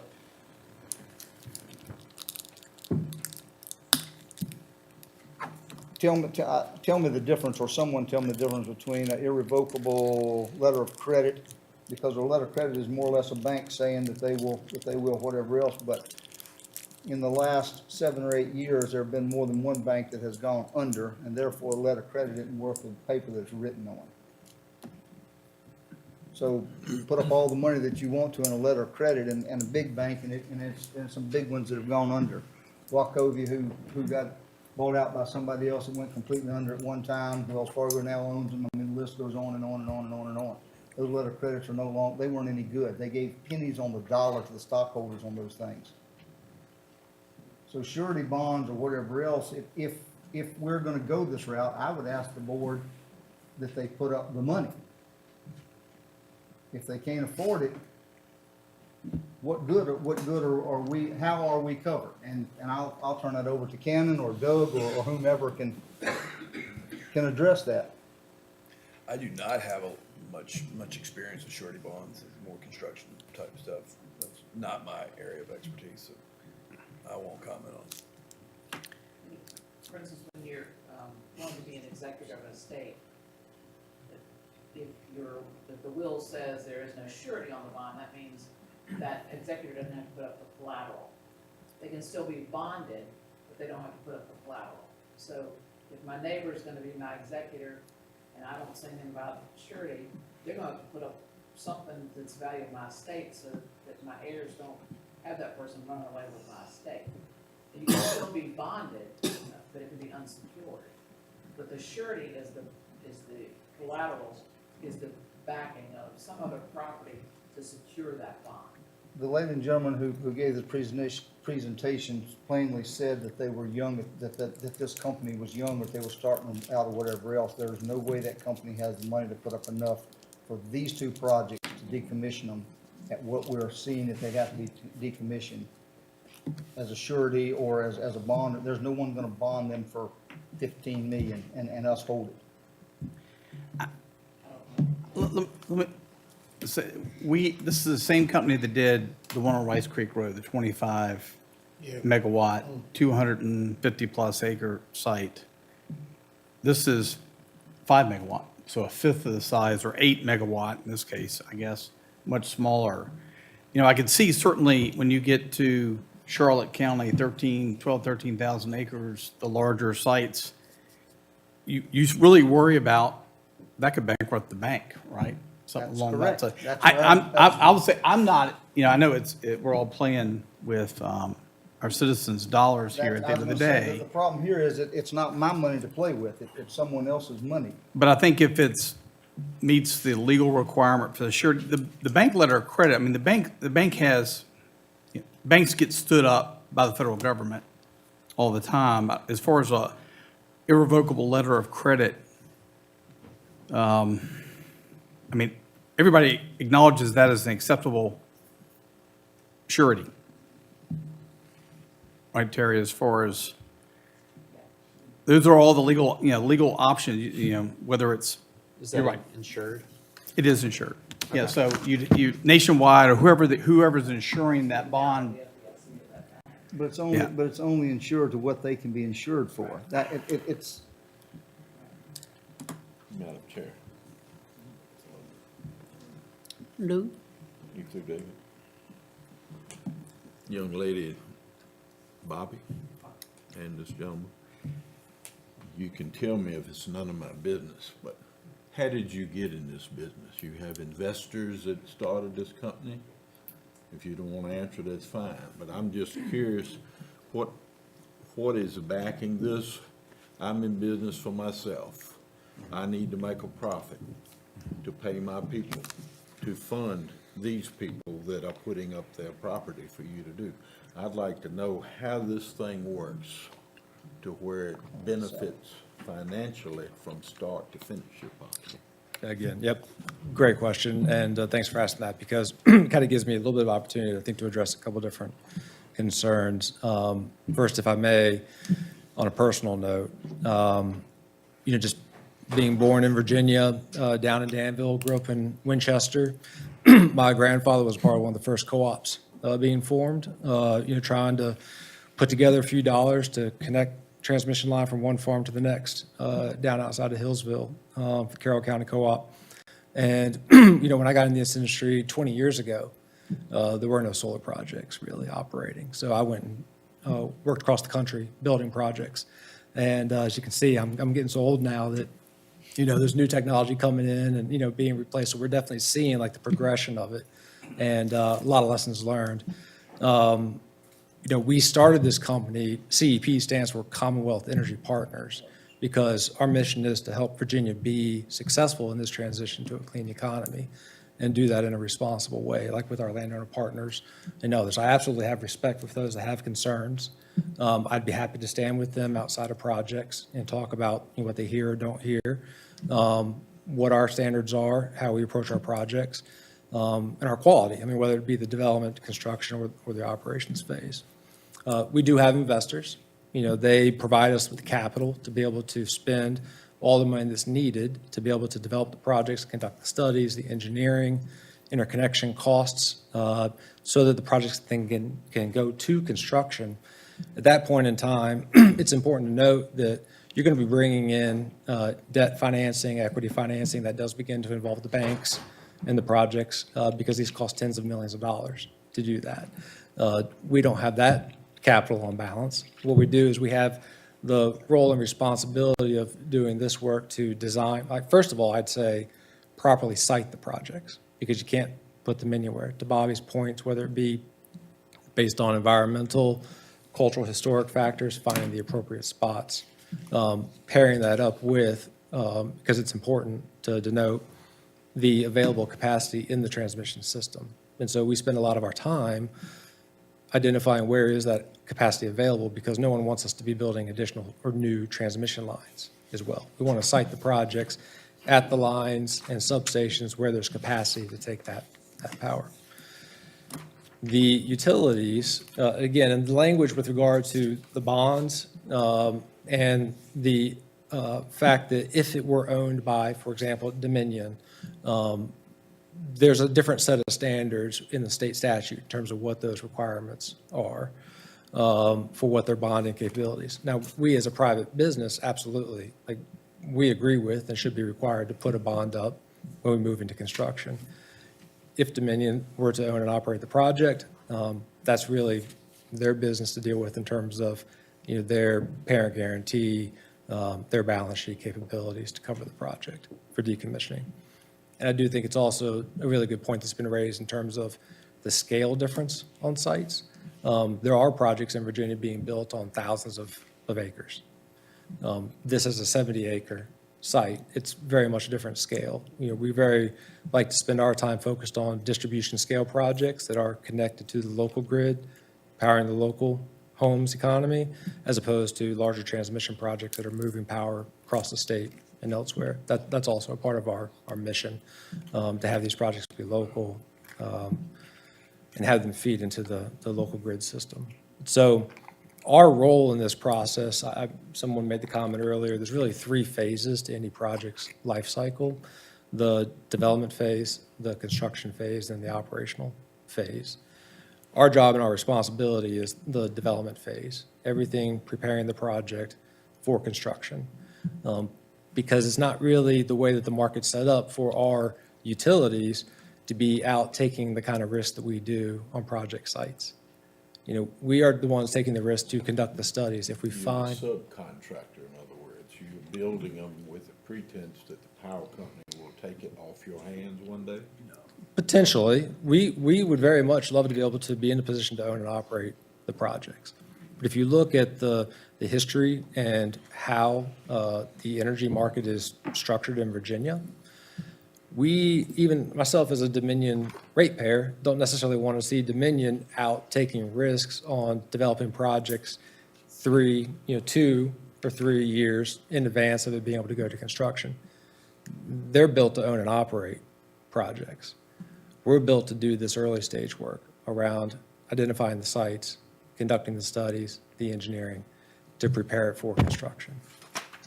And the regulations that they have to comply with through the SEC it's a different set of standards. I think the number one thing that I would want to make sure that I convey, having done a prior project in Prince Edward County, having the intent to hopefully do many more projects with Prince Edward County in the future, that we want the board to be comfortable with this decision. We do want to be good partners here, whether that means that a deferral is needed for more time for you all to be sure you've got your questions answered, or if there are a few items I think that have been identified tonight that could be worked into the conditions with some simple nits that I think would address a couple of those I've heard.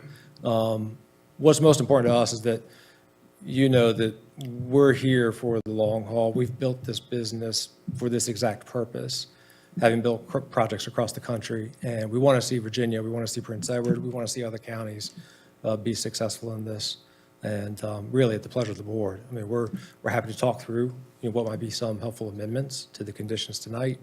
We're also happy to defer if that's the pleasure of the board, to be sure your questions are getting answered at the appropriate time. You're welcome. One more quick one, then I'm gonna quit belaboring this. Page 218, just so that I can get some clarification on something. What is our vegetative buffer plan? That would be their vegetative plan. We've got, whether it's they're maintaining existing, timber like they are or if they are doing plantings. It's gonna be different for each site depending on site conditions, the pre-existing conditions. Some sites are gonna have good standard timber, like these sites do. Some of them are gonna require a lot of planting, which we have a planting detail and a landscape plan as part of the vegetative plan. I got one question. I noticed some of it's Mr. Folks and some of it's Mr. Taylor's family, right? Are we gonna vote as a package there, or can we vote separate? You're gonna have this site, and then you're gonna have Yeah, the but I next mean, public hearing. can we vote on the Taylor family separate from the? Oh, It's but all, it's it's two all different, two different three landowners. parcels. It's these three parcels. It's 3 parts. That make up the one site. Yeah, three different parcels that make up this site. The next site, it's two parcels that make up that site. So we can't, like the Taylor family. No, they're all They part. got, they have 10 acres, I think I'm correct on that. And other people have more land.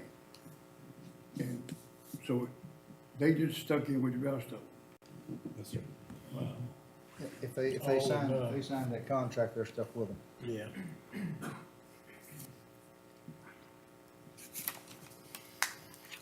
Madam Chairman, I did want to mention one thing, but it was talking about noise. In our ordinance, we specify that there shall be no more than 50 decibels measurable at the property line for any site. So that's in your ordinance, so their speech is higher than 50, if you remember from our shooting range. So that addresses any kind of screeching, any kind of noise from equipment. We would, if we have a complaint, we would go out with a decibel meter and check it.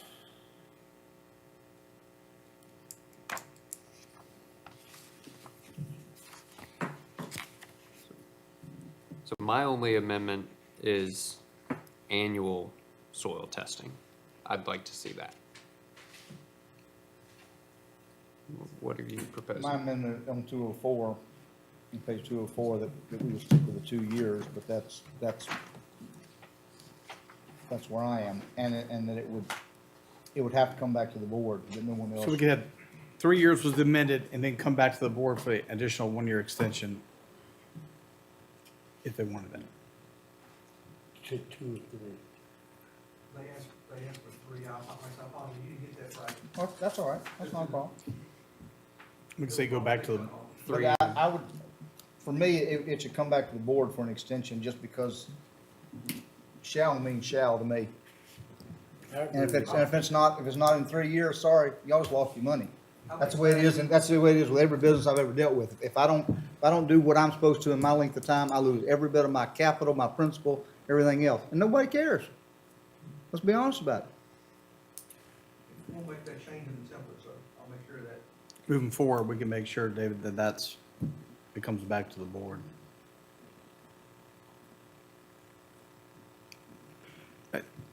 You think Yes. does the developer think that the regulatory environment is gonna blow that up? Do you think the regulatory environment moving so slowly, do you think that's useless? Do you think, I mean, how slow is it? It's become a bit slow, for sure. I think like many things, whether it's solar or other forms of development. I do think that 3 years would be a very workable number. That's what was applied to the Prince Edward project. And if it's the pleasure of the board, we'd be happy for that to then come back to you all for consideration for extension if needed. No one wants to see, the projects take longer than necessary. But we do need to be realistic about, the fact that there's a state level process and the utilities have to conduct their studies for the interconnection. All this needs to be done in that time frame.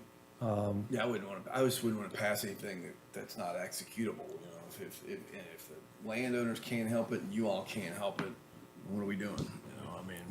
That's. Well, I think that in that case, we would want to be able to demonstrate that we are making the progress and be able to come back to you and make that case. And, if you had the pleasure to be able to approve it at that time for an extension. One, Tyson, the comment about annual testing versus every 5 years, is that something the CEP can live with? We can, I mean, again, just to be respectful of, that request, again, while also just emphasizing that we don't have concerns with regard to the contamination. I mean, so long as the panels are not damaged, they're fully encapsulated, whether it be, how NASA utilizes solar technology I've been involved in building solar projects on military bases. So I'm very confident in that. And if those tests demonstrate that, then we're happy to do that. Great. Should be an easy test. Exactly, right. And we would want to contribute to that body of knowledge to demonstrate that it is in fact safe. Yes. No, one quick question, the surety date, I have written down here that in one place it's 5 years and on 200 it's 7 years. Am I mistaken or did I read that wrong or does anybody know? Yeah, there is a decommissioning plan that's attached to the application, and that outlines what the process is for decommissioning the project and that it will be updated every 5 years by a professional engineer. So page 200, surety review date means the date by which the applicant will update the cost estimate in the decommissioning plan every 7 years. Should that be 5? It could be 5. That works. All right. I think I lost my mind tonight. No. So that's 3 changes we got, right? We're changing 25 to 3 years and then come back to the board On 2 or 4, that's correct. on extension. We're changing from every 5 years, that was number, That's on 200, number 3T. What? Not For the- mine. For the, what was your number, page number, or item number? Harrison. oh, I'm sorry, Harrison. Hold on, I I've got overrode it. you. I've got it highlighted somewhere. It's,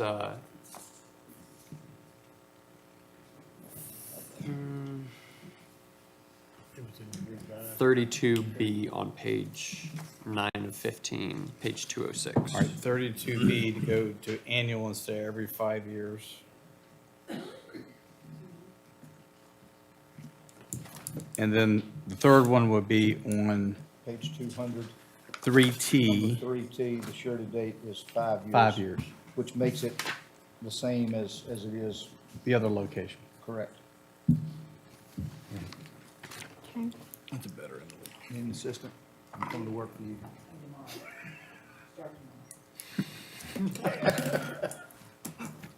Mr. Stanley, would you like to repeat that for us so that everyone will hear? Yes, ma'am. The 3 proposed changes to the conditions include on page 204, number 25, would read, "The solar facility shall be constructed and operational within 3 years of approval. The Board of Supervisors may approve an extension up to 1 year upon written request from the applicant detailing the need for an extension." On page 206, item 32B, testing shall be conducted prior to the issuance of a land disturbance permit and annually every year thereafter.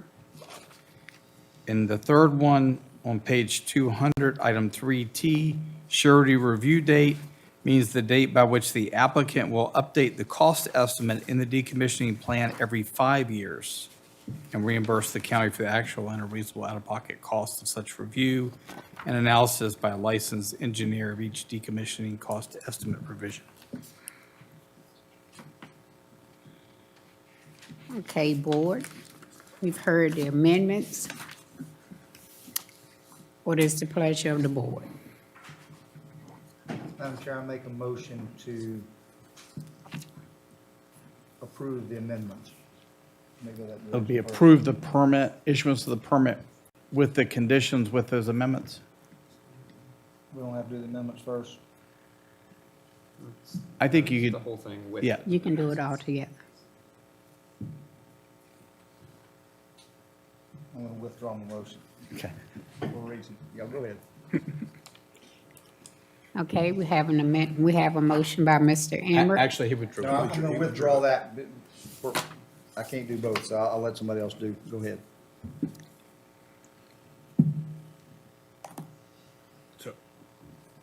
not have to approve the amendments? No. You've got We're to, talking about if we, whether or not to approve the project with those amendments. Correct. Or not approve the project. correct. Yes. You don't need the amendments if you don't approve the project. Of course. I move that the board approve the project with the said stated amendments. Okay. We have a motion. I'll second that. We have a second. Mr. Gillum, No. Dr. Pride, No. Mr. Watson, Yes.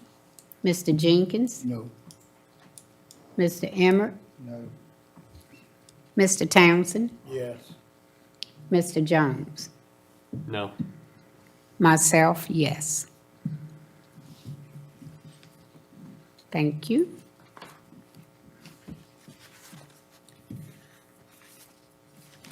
Right, we'll move on to the next public hearing.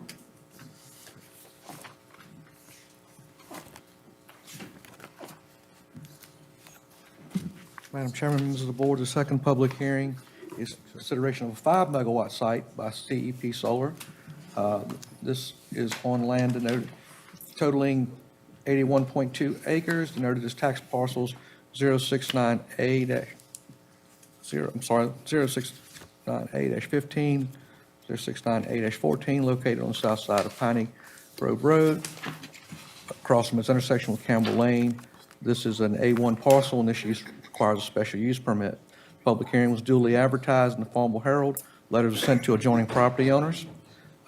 You have that sample letter and those list of property owners in your packet.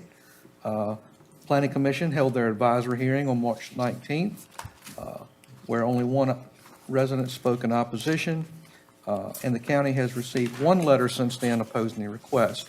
The Planning Commission, after the public hearing, unanimously recommended approval with conditions which you have in your packet, forwarding request to you all.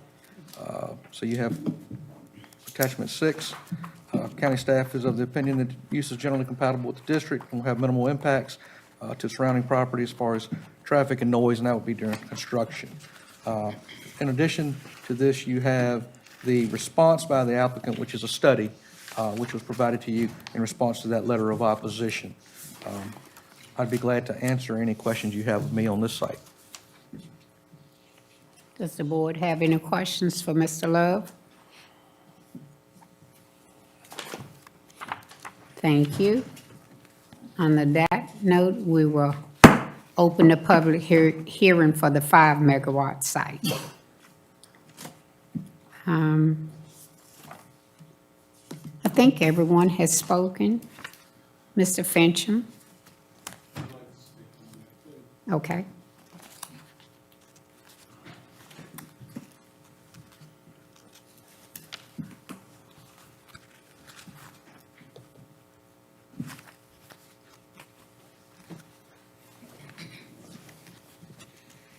Once again, I thought as part of this board here is to find out answers to the questions that the public asks. I have yet to hear a response from the solar company on those, on the first part. The second part that we're hearing now, they keep constantly coming in and breaking these things up smaller because they think that they can get it in. And they're doing a good job of it. But what you got to look at is every one of these things have to be tied into a transmission line and a substation. This county has to rely off of those substations and transmission lines for each individual's power. If this grid goes down, where are y'all going to be at? They're not answering any of the questions. They keep going back through their little scenario. And y'all not asking them to answer the question. So my response is, please, I was born and raised here in this county. Most of the people here I know tonight. And to be responsible for this county, you should be asking all the questions. Because if your grid goes down in this town, that water treatment plant, everything else depends on this grid. Yeah, you've got a backup system, but it's only a short term. If it burns out of grid, where are you sitting? I mean, yeah, we used to have more industry here, and it's not so. But that's made it even worse because industry had a backup plan. All your little new service stations, new Walmarts, or whatever you want to go back through the history of, they're relying on this grid. So, and just like Mr. Emmert asked questions about the financial part of it, you're going off with hypotheticals of what if. You're not seeing anything that's saying, here's my money backing it. Here's my money saying that if this county gets hurt by it, you're covered. I'm not hearing any concerns for other than, well, let's look at what the state does. We're not looking at a state, we're looking at a county right now. So I ask that you'll please ask these questions I've asked to the solar company and not fight around the bush like I was listening to him answer to Mr. Gillum here. Basically, I'm a subcontractor wanting to sell this off eventually. So that should tell you a little something right there. He's not here permanent. He's not here wanting to be permanent. He's here like most of these landowners, they want the money. But we need to be in consideration of our children, our grandchildren, and right now, us. Because this is going to affect us, even though we don't have many years left on this earth. It's here. And I know everybody's saying, well, it's a wave of the future. Well, it's the same way with electric cars. Look back in history. First electric car was built in 1901. I mean, it's been tried and true. You can't get in the best electric car right now and leave here and go to Tennessee, and that's as far as you're going to go unless you want to spend another 12 hours charging your car.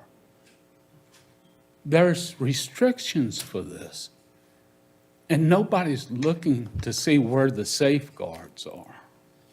I know that most of y'all probably think, well, he's just against it.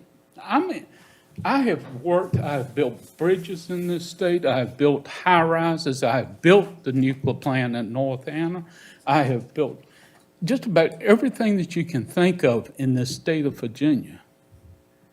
But the one thing I won't touch is something that I know that's going to harm all of us, and that is this. Just like he's saying, well, it's better for the country because it's green energy. It's no carbon emissions. It takes carbon to build those panels. It takes carbon to build those transformers, those inverters, the converters, the lines. All that stuff takes carbon, but they got this little thing called carbon credits. I can come along and buy a carbon credit that says I'm carbon neutral. Well, that's kind of like Bitcoin. What is it backed by? Show me what it does. It's just another ploy I hear saying, we're carbon free. Please, look at everything and research it before you start saying, okay to this. And that's all I have to say this evening. I appreciate your time. And I hope that you will look at, it's not a state thing, but as a county thing, which you were hired in these positions to do and elected to it.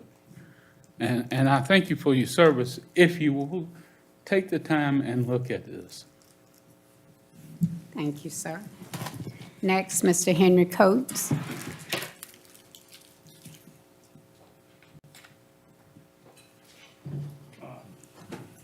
Yes, thank you for having me speak. I'm sorry, but apologize for earlier speaking in the wrong one. I am a adjacent landowner. I was wondering if we could turn on, put the picture up of the Campbell Road Campbell Lane and Piney Grove 606 site. I wanted to, because I can explain it to you, but it's probably better if you can look at the picture. Could we do that? Oh, okay. Okay. Okay, yeah, that earlier one. Go back one. Okay, right here, that's all I need. This is the site we're talking about, okay.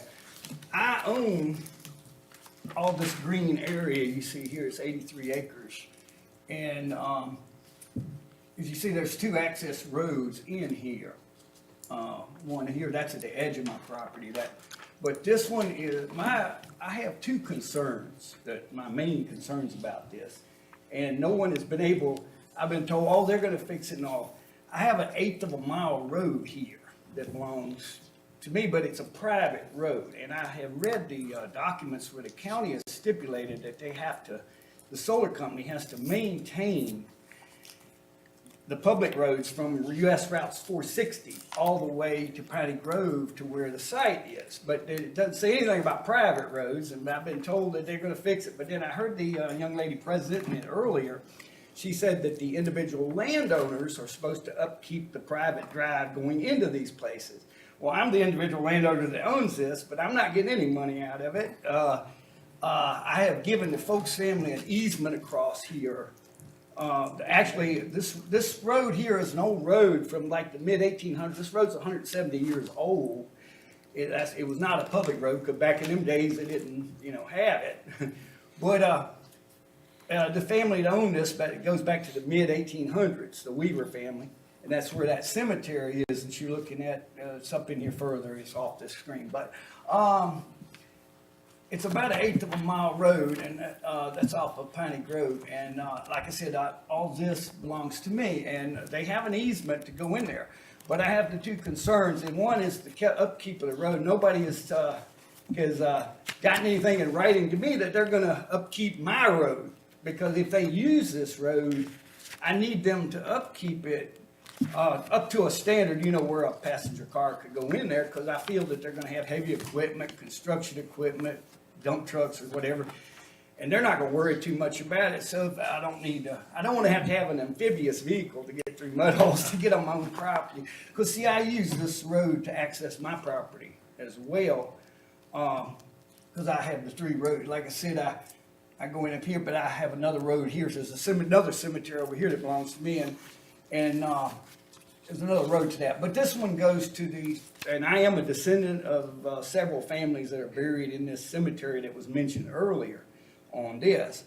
I'm not really that concerned about the cemetery. I know they've got it on the deed, and they said they're gonna protect it and all that. But I am concerned about who is gonna pay or is anyone gonna keep this road up for me? It's, being a private road, the county saying that they have to keep the public roads is not going to help me, because we also know that they've already admitted that they want to sell this, and they're building it, but they wouldn't mind selling it to somebody else. And the other solar farm on the other side, I don't know the full situation over here. It's over here. But that one, I've been told that the family hadn't got any money from that yet. So like I said, I can't swear to that, but that's what I've been told. And it's been sold a couple of times since it was built. So I'm just wondering, my concern is for this road, but my concern is also for my liability. If government inspectors and subcontractors and employees of the solar company themselves go in here to check this, if something happens, they get hurt on this road, where my property is all the way around it, I'm worried about my liability. So nobody has relieved me of liability for their use of this road, and nobody has told me that they're going to put any rock or anything in here. I've been told that they're going to do it, but nobody. And also about the gate, we were talking about, they said they have to leave it open for the family to get to the cemetery. That's true. But I've always had a gate, a lock of cable up here, and if I leave it open up here, it's gonna, what it'll do, when I first bought the property, it was open up there and people were dumping trash on me. They were driving in there dumping trash and stuff. So I cabled it off and that solved the problem. But, anybody that needs to go to the cemetery can go in there. But I was just wondering, we don't know about where the gate, is the gate gonna be here on their property? Is the gate, do they wanna put a gate up there? Or, like I said, but if they put a gate up here, I do need a key to it because that's the way I access most of my property here. So that was my main two concerns, is the liability to me personally, if someone got hurt, their employee or a government inspector or a subcontractor working for them got hurt, say a loader runs into a dump truck on this road, they could sue me for, because I own the property all the way around where the road is. It is an easement going in there for the folks' family to use.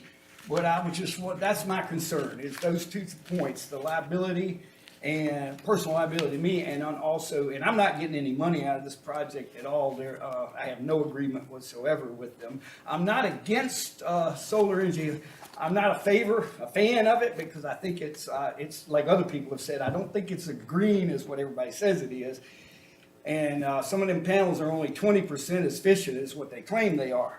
So, from what I've found out, but anyway, I don't, like I said, I'm not totally against solar projects or anything, but I have those 2 concerns.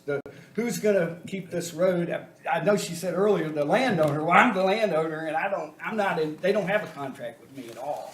So this is like an 1/8 of a mile road. So what we need to do is, I need to know about that, and then how we're gonna gate it off if we're gonna do it. Other than that, I would not speak against it, and I'm not speaking against it on any other subject, but I am concerned about that part.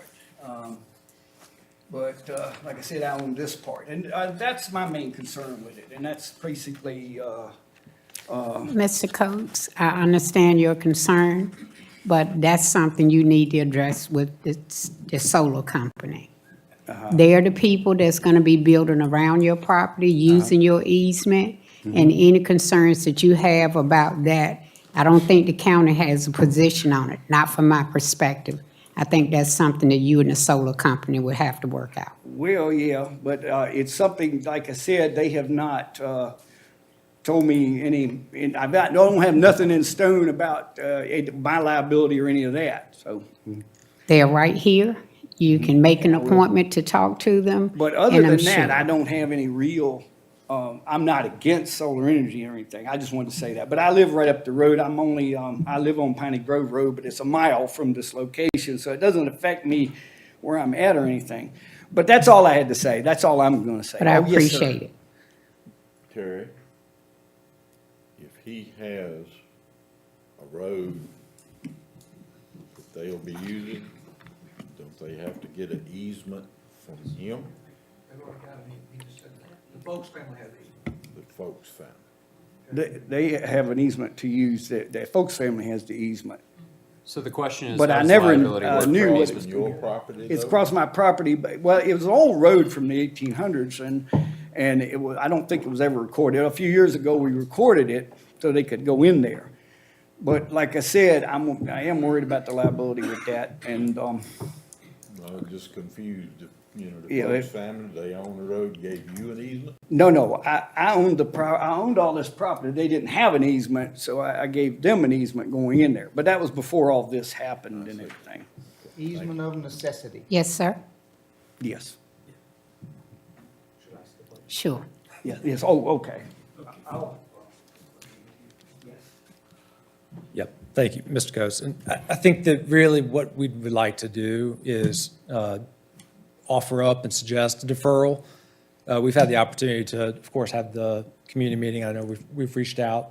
We would love to be able to talk to Mr. Coates further about this, make sure that that's clear, because those are criteria within the project, conditions that are going to be addressed and for access. But I think just in light of the importance to not only the neighbors, the Taylor family, and others, we really would love to be able to just make sure we've got sufficient time to be able to have the conversations, to be sure the questions are answered adequately. So whether it be, one, just requesting a deferral for the second project that's being presented. I also would like to request like a reconsideration on the prior project, just given in light of the number of questions that were raised, so that we can have adequate time to be sure that those are being addressed. And then we'll be sure to come back to the board with both those projects and have an opportunity to really make sure that the questions have been addressed. Madam Chair, we need to finish the public hearing before the board. Right, yep. thank you. Okay. Anyone else? So we're going to close the public hearing. So you've got the applicants made the request to have the board table consideration this request, I'm assuming, until the next meeting, which would be the June 11th meeting. So moved. Second. It's been moved and second to table. All in favor? Mr. Gillum? Yes. Dr. Pryor? Yes. Mr. Watson? Yes. Mr. Jenkins? Yes. Mr. Jones? Yes. Mr. Townsend? Yes. Mr. Emmert? Yes. Myself, yes. Thank you. Madam Chair, to answer Mr. Utt's other question, the previous motion failed by a vote of 3 to 5. It would require one of the 5 to ask the board to make a motion to reconsider that item. The 3 folks that voted in favor of it would not be able to bring it back up for reconsideration. I'll make a motion. To reconsider it? Mr. Gillum made the motion to reconsider. Would you want to reconsider it the next meeting? Or you could just say reconsider and y'all can table it to the next meeting. Reconsider and table it to the next meeting. Table it. Okay. It's been motion to reconsider and to table it till our next meeting. Can I get a second? Second. Second by Dr. Pryor. Mr. Emmert? Yes. Mr. Townsend? Yes. Mr. Jones? Yes. Mr. Jenkins? Mr. Watkins? Dr. Pryor? Yes. And Mr. Gillum? Yes. Myself, yes. Thank you. And at this moment, we're going to take a 5-minute break, please. Thank you.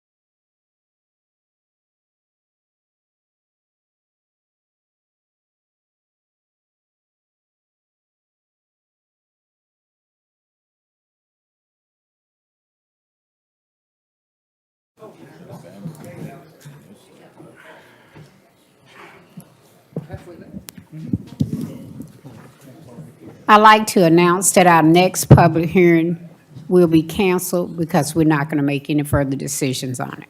Thank you kindly. Okay? Mr. Love? Yes, my last item tonight, Madam Chairman, members of the board. Virginia Department of Environmental Quality has completed a significant initiative to modernize and streamline its construction, stormwater, and erosion and sediment control programs. At their meeting in June 22nd of 2023, the State Water Control Board approved and adopted the Virginia Erosion and Stormwater Management Regulation, which is called VESMA. What this does, in effect, it blends erosion and sediment control and stormwater into one set of regulations. It does, as of July 1st, these new regulations will be in place, and the old separate chapters, which was erosion, sediment control, and stormwater management, will be repealed. As such, any locality, we are a local VSMP authority, so we will become a local VESMA program authority. As such, DEQ sent directives and guidance out to localities such as ours who administer their own local program with a model ordinance. I took the state model ordinance and rechaptered it so it would replace their erosion and sediment control, which is currently Chapter 46. So I took the model ordinance and went through and chaptered this draft so it flowed Chapter 46. And our next action would be to advertise this, since it is county code, and then you would if you adopt this, during the same action, you would repeal the old two chapters. We would amend and replace and reordain Chapter 46. So I'm not asking you to make any decisions tonight other than to advertise staff to bring this to y'all. Y'all can study this document. You can ask me any questions you want to tonight or between the two meetings about what this is. But we do need to update our ordinance to be compliant with state code. We do administer our program. All of our staff has been certified. We've recertified through the new system, so we are ready as far as staff to continue inspections and reviews and permitting, but we do need to get our ordinance in place. So I'd be glad to answer any questions that you all might have of me tonight. Madam Chair, I make a recommendation that the Board of Supervisors authorize staff to advertise in public hearing in order to amend and reordain the erosion at our June level. I will second that motion. It's been motioned and second. Mr. Emmer? Yes. Mr. Townsend? Yes. Mr. Jones? Yes. Mr. Jenkins? Yes. Mr. Watson? Yes. Dr. Pride? Yes. Mr. Gillum? Myself, yes. Thank you. Thank y'all. Okay. Mr. Stanley? As the board may be aware, Section 2.2-5207, the Code of Virginia requires that community policy and management teams to establish and appoint one or more family assessment and planning teams, or FAPs, as the needs of the community require, and lists the required representatives of each FAP. The FAP shall include the following community agencies, to include the Community Services Board, Juvenile Court Services Unit, the Department of Social Services, the School Division, a parent rep, and at the discretion of the CPMT, a representative of a private organization or association of providers for children's or family services and other public agencies. The CSA coordinator has received an application for the parent rep for the FAPT. Ms. Donna Woodson has not only been a valuable member of the community, but has also served on FAPT in the capacity of school representative. She has a wealth of knowledge dealing with special education and is currently the vice principal of Rivermont Schools in Chase City. Ms. Woodson meets all the requirements to serve as the parent rep and would be a wealth of knowledge and support to families requiring services with the Children's Services Act of Prince Edward County. The appointment will be effective immediately and expires on June 30 of 2026. The recommendation is to appoint her to that unfilled term. I make a motion that we approve Ms. Woodson. Second. We have a motion and a second to appoint Ms. Woodson to that, is it FAP team? Yes. Mr. Stanley, is it Yes, FAP? to the FAP team. Okay. Whose term will be effective immediately and will expire on June 30th, 2026. Thank you. Mr. Gillum, Yes. Dr. Pride, Yes. Mr. Watson, Yes. Mr. Jenkins, Mr. Jones. Yes. Mr. Townsend. Yes. Mr. Emmett, Yes. myself, yes. Thank you. Next item is the elementary school construction financing. As the board is aware, the elementary school construction project is estimated to cost between $43 and $44 million. With the assistance of Davenport and Company, the county will be structuring a multifaceted financing plan. The schools recently received a grant in the amount of $8,655,710 through the Virginia Capital School Projects Fund, which leaves approximately $35 million to finance. Attached for the board's consideration is a draft resolution that authorizes the submission of an application to the Virginia Literary Loan Fund. The application is due May 23rd and could enable the county to borrow up to $25 million. It's at a below-market and subsidized 3% interest rate for 20 years. This is an application process, and the county is not guaranteed of this funding. The remaining balance of the school construction funding is anticipated to come through the Virginia Public School Authority this fall. The financing will be market rate based on the credit of VPSA, which would be a AA plus or AA1, with a term of up to 25 to 30 years. The application to the VPSA will be determined by the amount of lit loan funding, if any, the county receives. So the board is being asked to approve the resolution for the Virginia Literary Loan Fund, which authorizes the application in the maximum amount of $25 million with a fixed interest rate not to exceed 3%, and authorizes the county administrator and other county representatives to take all actions to complete the submission of the application. So moved. Second. It's been moved and properly second. Mr. Emmett, Yes. Mr. Townsend, Yes. Mr. Jones, Yes. Mr. Jenkins, Mr. Watson. I think I have to abstain from this one. Okay, Mr. Watson has abstained. Dr. Pride, Yes. Mr. Gillum, Yes. myself, yes. Next item is Hamden Lane, acceptance of deed of dedication. The Buffalo Creek Estate subdivision located off Route 658, Five Forks Road, was recorded in 2006 and consists of 13 lots. Currently, there are 6 homes constructed on that road. Hamden Lane was dedicated for public use as part of the acceptance of the subdivision plat by the county. However, the first 800 plus or minus feet of the 80-foot right-of-way were not part of the subdivision and were never dedicated for public use nor accepted by the county. Property owners in the Buffalo Creek Estate subdivision have been trying for years to get their road brought up to state standards so they can turn it over to the state for maintenance. The issue of dedication of this northern portion of right-of-way has been the holdup. Property owners have been working with the owners of the property, Kim and Sandy Yates, who have agreed to make that dedication. A copy of the draft, the deed drafted by Gary Elder is included in the packet for the board's consideration, and the Terry has been working with Gary to get the language changed, I think. No. He was not able to do that yet. Okay.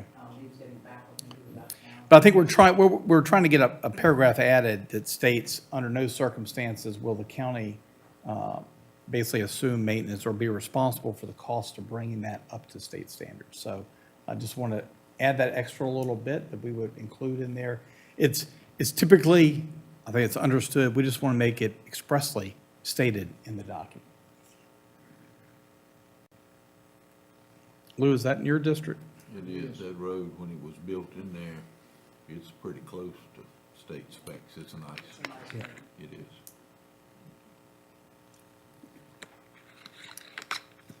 Draft motion is there for the board to approve the Madam Chair, I acceptance. move that the board approve the acceptance of the deed of dedication from Kim and Sandy Yates for the 800 plus or minus foot portion of the right-of-way described in Hampton Lane with the Change. attached paragraph to include that the county is not responsible for bringing this up to standard. Second. It's been motioned and second. Mr. Jones? Yes. Mr. Townsend? Yes. Mr. Emmert? Yes. Mr. Jenkins? Yes. Mr. Watson? Yes. Dr. Pride? Yes. Mr. Gillum? Yes. Myself, yes. Item 16, attached for the board's consideration is the project agreement, Smart Scale Revenue Sharing Project for the construction of turn lanes at US 15 Farmville Road and Manor House Drive. As the board will recall, the revenue sharing project was approved back in October of 2021. The county also received smart scale funding for the project in the amount of $2,641,800. At the board meeting on June 8 of 2021, the board authorized staff to work with the CRC and submit a revenue sharing application for the Manor House Drive turn lane project. Working with the CRC, we were able to get the pre-application filed with VDOT by the July 1 deadline. The board modified the resolution at its meeting on July 13 to increase the project estimated cost match from $1.5 million to $3,055,585. As discussed at that June 8th meeting, the project match would come, at that time, we were thinking CDA funds, developer funds, and grant funds. Much of the increase was based on three factors, including pushing construction out to 2027, which is now potentially 2030, right-of-way costs, and contingency. One of the other factors, if you drive out there along 15, on the Manor side, there's Dominion Power telephone poles, which carry three-phase power. I know the cost estimate alone to move those is upward of $600,000 plus. One of the options is shifting the project, I think VDOT's looking at that, shift it over towards the Davis Farm and just stay out of the way of the utility lines. That's one of the things they'll be looking at. In 2022, the county submitted two smart scale applications, the Manor House Drive turn lanes and improvements to the Route 692, Kingsville Road, Route 665, Abilene Road intersection. Neither project scored highly, with the Manor project turn lane project scoring a .15, which is pretty low. Because the revenue sharing match on the Manor House Drive project, our CTB board member worked with VDOT to find additional funding over and above the revenue sharing funding to make sure the project can be completed. Moving forward with the project will require that the board commit to funding the $3 million local match. Originally, we hoped to be able to use CDA funding and our developer match to help pay all our portion. The reality is, without the county's funding the project, it will not move forward, and neither will the Manor development. Previous correspondence with VDOT has indicated that VDOT will permit the development of an additional 32 new single-family detached homes in addition to the existing 18-hole golf course and 10 cottages. There's 5 cottages, each of them has 2 units, that's why we say 10. With the ultimate potential for 1,500 to 2,000 residential units based on the current zoning of the property, development of the property as envisioned is not possible without the construction of turn lanes. Those that have been around may remember that VDOT originally planned to widen 15 from Lowe's down through Kingsville to Worsham. That project was originally funded but canceled and funding transferred to a project in Lynchburg. Turn lanes were not constructed in Manor, given the fact they would have been throwaway work with the widening. I do not think that anyone estimated the impact on the Manor at the time that project was canceled. The board, we've got sufficient funding and fund balance to cover it, but I would note that an outside engineer that we had look at the project feels the cost could be significantly less, particularly if we can get either Dominion to adjust those power lines at their cost because they're looking to upgrade those lines here in the next year. In addition, current construction is not anticipated until 2028, which would give the county additional time plan for the project. VDOT has currently estimated right-of-way match we build in spring of 26 and construction funding in spring of 28. So that pushes off when we have to write the check. We could also consider making a portion of it a loan to the CDA. Ultimately, I think the county would recoup making a portion of payment if there's any significant development at the Manor. Just down below, if you were to construct a couple hundred homes valued at $400,000, and I use the 400, that's what the homes that Rock River are building on Old Ridge, that's what those are going for, the 420, 430 range. But I feel comfortable that those would easily bring that value. The short term is the safer entrance will be provided for those entering and exiting the golf course and the motorists on Route 15. I think lastly, the manor development has the potential to expand housing options for the community and reverse the trend for loss of population. The last one, and I didn't even put on here, but it probably is the most compelling. Prince Edward County spent a couple $1 million buying the water system from the town of Farmville that extends into the manor site from the water tank. You know, the only way we're going to recoup that initial investment is to sell water and sewer taps to the manor development if it develops. So if I was playing poker, I'd say we're pot committed from the standpoint of y'all have made a significant investment in the manor project. I really don't think it's going to cost $8 million to put turn lanes. The sketches in there, ultimately it's going to be what the bid's going to be. There'll be some design work, there'll be some utility work, there'll be some right-of-way acquisition, because again, at least half will have to come from the Davis property on the west side of the highway. Robert's here is chairman of the CDA, and we've got, I'm not worried about the right-of-way acquisition necessarily across the front. I think that's something that they would probably chip in because it's going to benefit them. But this is the next step to make this property marketable. Robert, anything that you want to add that I missed? No, like you say, I mean, it's, we need to turn lanes. It's unfortunate that the project that was gonna put them in got canceled. They were built a lot cheaper back then. Having the 4-lane canceled, Now you can build turn lanes for the cost of probably building the whole 4-lane project down through Worship. Can we do this without raising taxes? Yes, we can take it.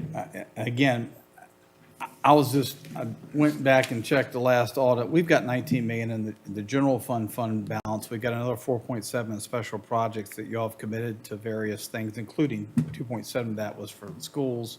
Then we got a separate $3.5 million landfill construction account. We've got cash in the bank.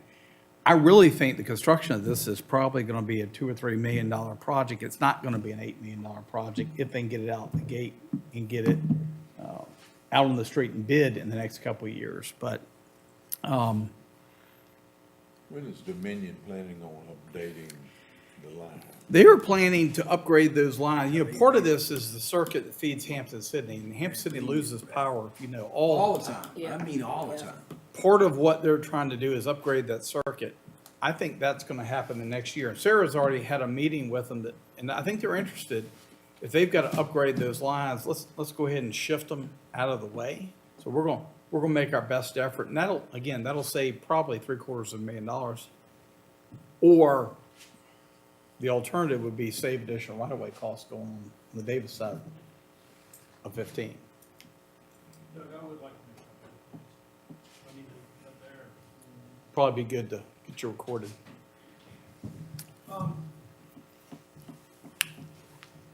I know from the outside, it looks like nothing's happening out there, but internally, we've made a lot of movement. Starting with about 2 years ago, a group bought the last piece of property, a pretty good-sized piece of property on the left. I was part of that group. And when we acquired that property, that got all of the residential property in what we like to call local like-minded hands. All the property out there is owned by local people, except for the golf course. I made a small effort to try to get a group together to buy that, to no avail. I think sooner or later we need to get it under local control, but that's another point. So that was a major step, getting it all local people. The second thing, that group started stabilizing the Manor House a little bit. There's a lot of news about the Manor House. People are kind of crazy about it. Might not be savable. Anything can be saved. The estimate's $3 to $4 million. We put a roof on it to try to stop any more damage. We boarded it up, try to keep people out of it. We have worked with this foundation somewhat. They've done a few things. But we did try to stabilize that house to a certain degree. The other big thing we did was, since we're all local people, we got together as a group, and we pretty much agreed. I mean, it's a huge project, and the best way for it to get developed is for a pretty good-sized developer to come in here that can do that size project. So we all got together and over several months agreed to market it as one group. So all of it's marketed, other than the cottages. It didn't make any sense for Hampton-Sydney to have a realtor sell the cottages because they can sell them anytime they want. And Johnny Oswald kept a piece on the front that he felt like he could sell. So we made that step. The next step was, if we got an offer to buy it, we had to make sure all of us agreed who was going to get what. So we agreed on our percentages, which I think that was a major step. So all the people that own it are working very closely together to try to get the thing moving. We've had a fair amount of interest on it from one of the biggest developers on the East Coast, D.R. Horton. They indicated they were going to give us an offer, but they never did. Since that time, there's another group within Horton, which is a little separate from the group that we talked to, that are interested again and have asked some questions and are saying they're going to take a hard look at it.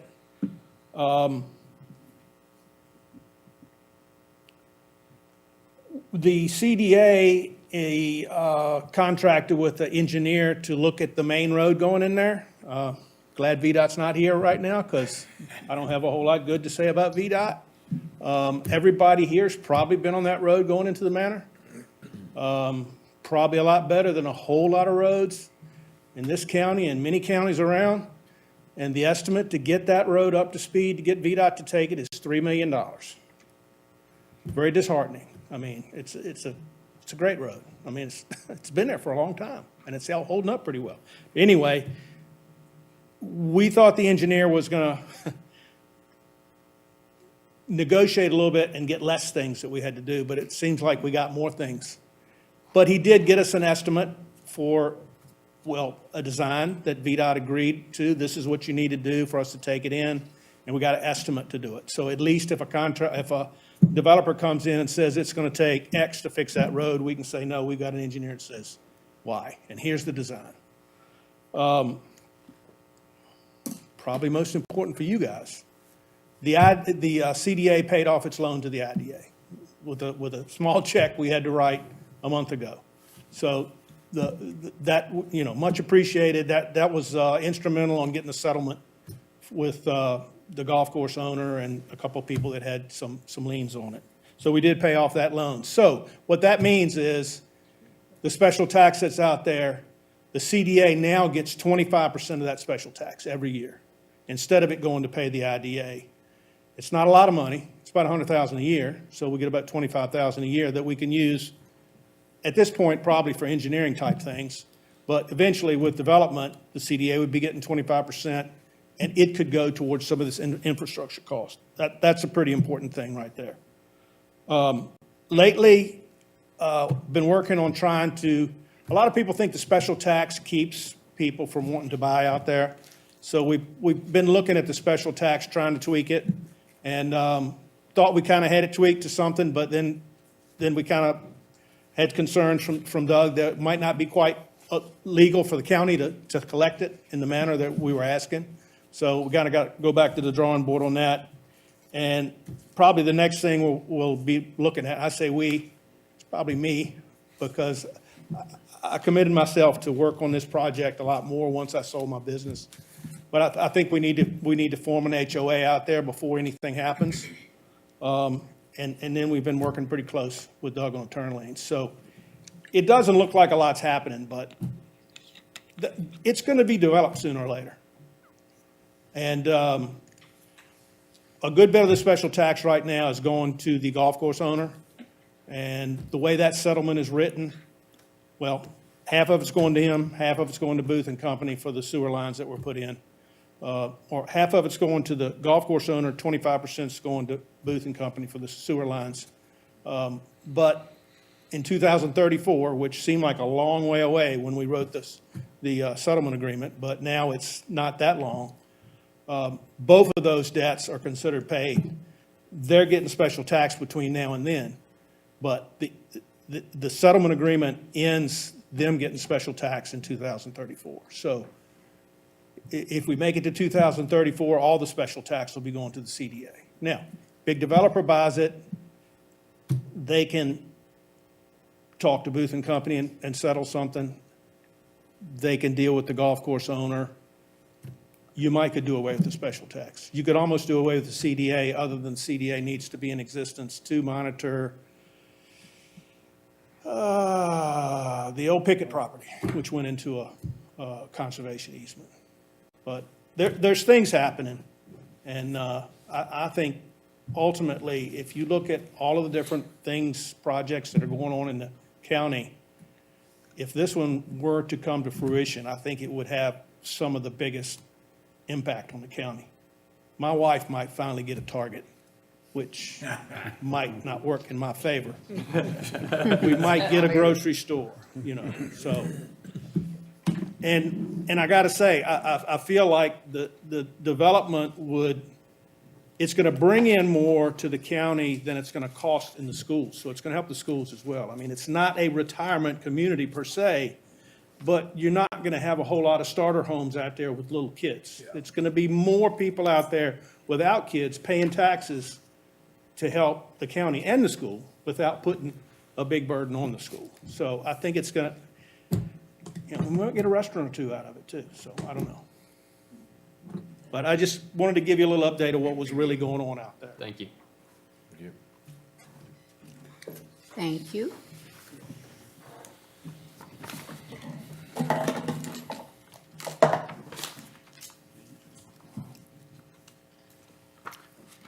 I'll just say again, you know, without us getting VDOT, if it's less than 6, it's a 50 cents on the dollar for the improvements. If it goes over that, our percentage would go down. I don't think it's going to cost that.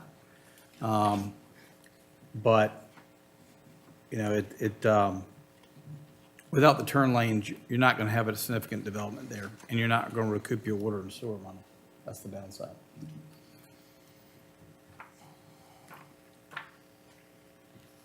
So the turn lanes have to be in place before any real development. Yeah, VDOT said, here's the max, with the existing golf course traffic and the cottages, you can build 32 or whatever more houses before the turn lanes need to be in place. So that's pretty much, I'll say, the cards that were dealt with. And that keeps developers away, basically. They Yeah. want to build a whole lot more than that. They would not view that favorably. Yeah, the only other option you got, and we looked at this, is you could come in off Granite Falls Boulevard, or you can come in off Farmville Lake Road and build another road into the site without the turn lanes. The problem is the cost of that construction is going to exceed the turn lane construction. Yeah. Oh, can we get a motion? Well, he ain't do nothing without it. Move the board approve the VDOT project administration agreement for VDOT project 6015-073-0644 and authorize the county administrator to execute an agreement and all necessary documents on behalf of Prince Edward County. I'll say that. It won't develop if you don't have a turning lane. That's the bottom line. Okay, it has been motioned and properly second. Mr. Gillum? Still thinking about the power company. Should we see about them moving or updating? And that would save, what, 660,000, you say? Approximately, the total right-of-way and utility costs they've got on this thing is $2,080,440. That's on page 355. Where we're at, Sarah has been in a meeting, brought Dominion in with VDOT, so if that gets the cost down, we're gonna benefit. All this is doing is keeping the design, everything else moving forward. If we can get that utility thing taken care of the next year, we'll reap the benefit of that because the project costs will come down. My vote is yes. Dr. Pride? Yes. Mr. Watson? Yes. Mr. Jenkins? Mr. Emmett? Yes. Mr. Townsend? Yes. Mr. Jones? Yes. Myself, yes. Thank you.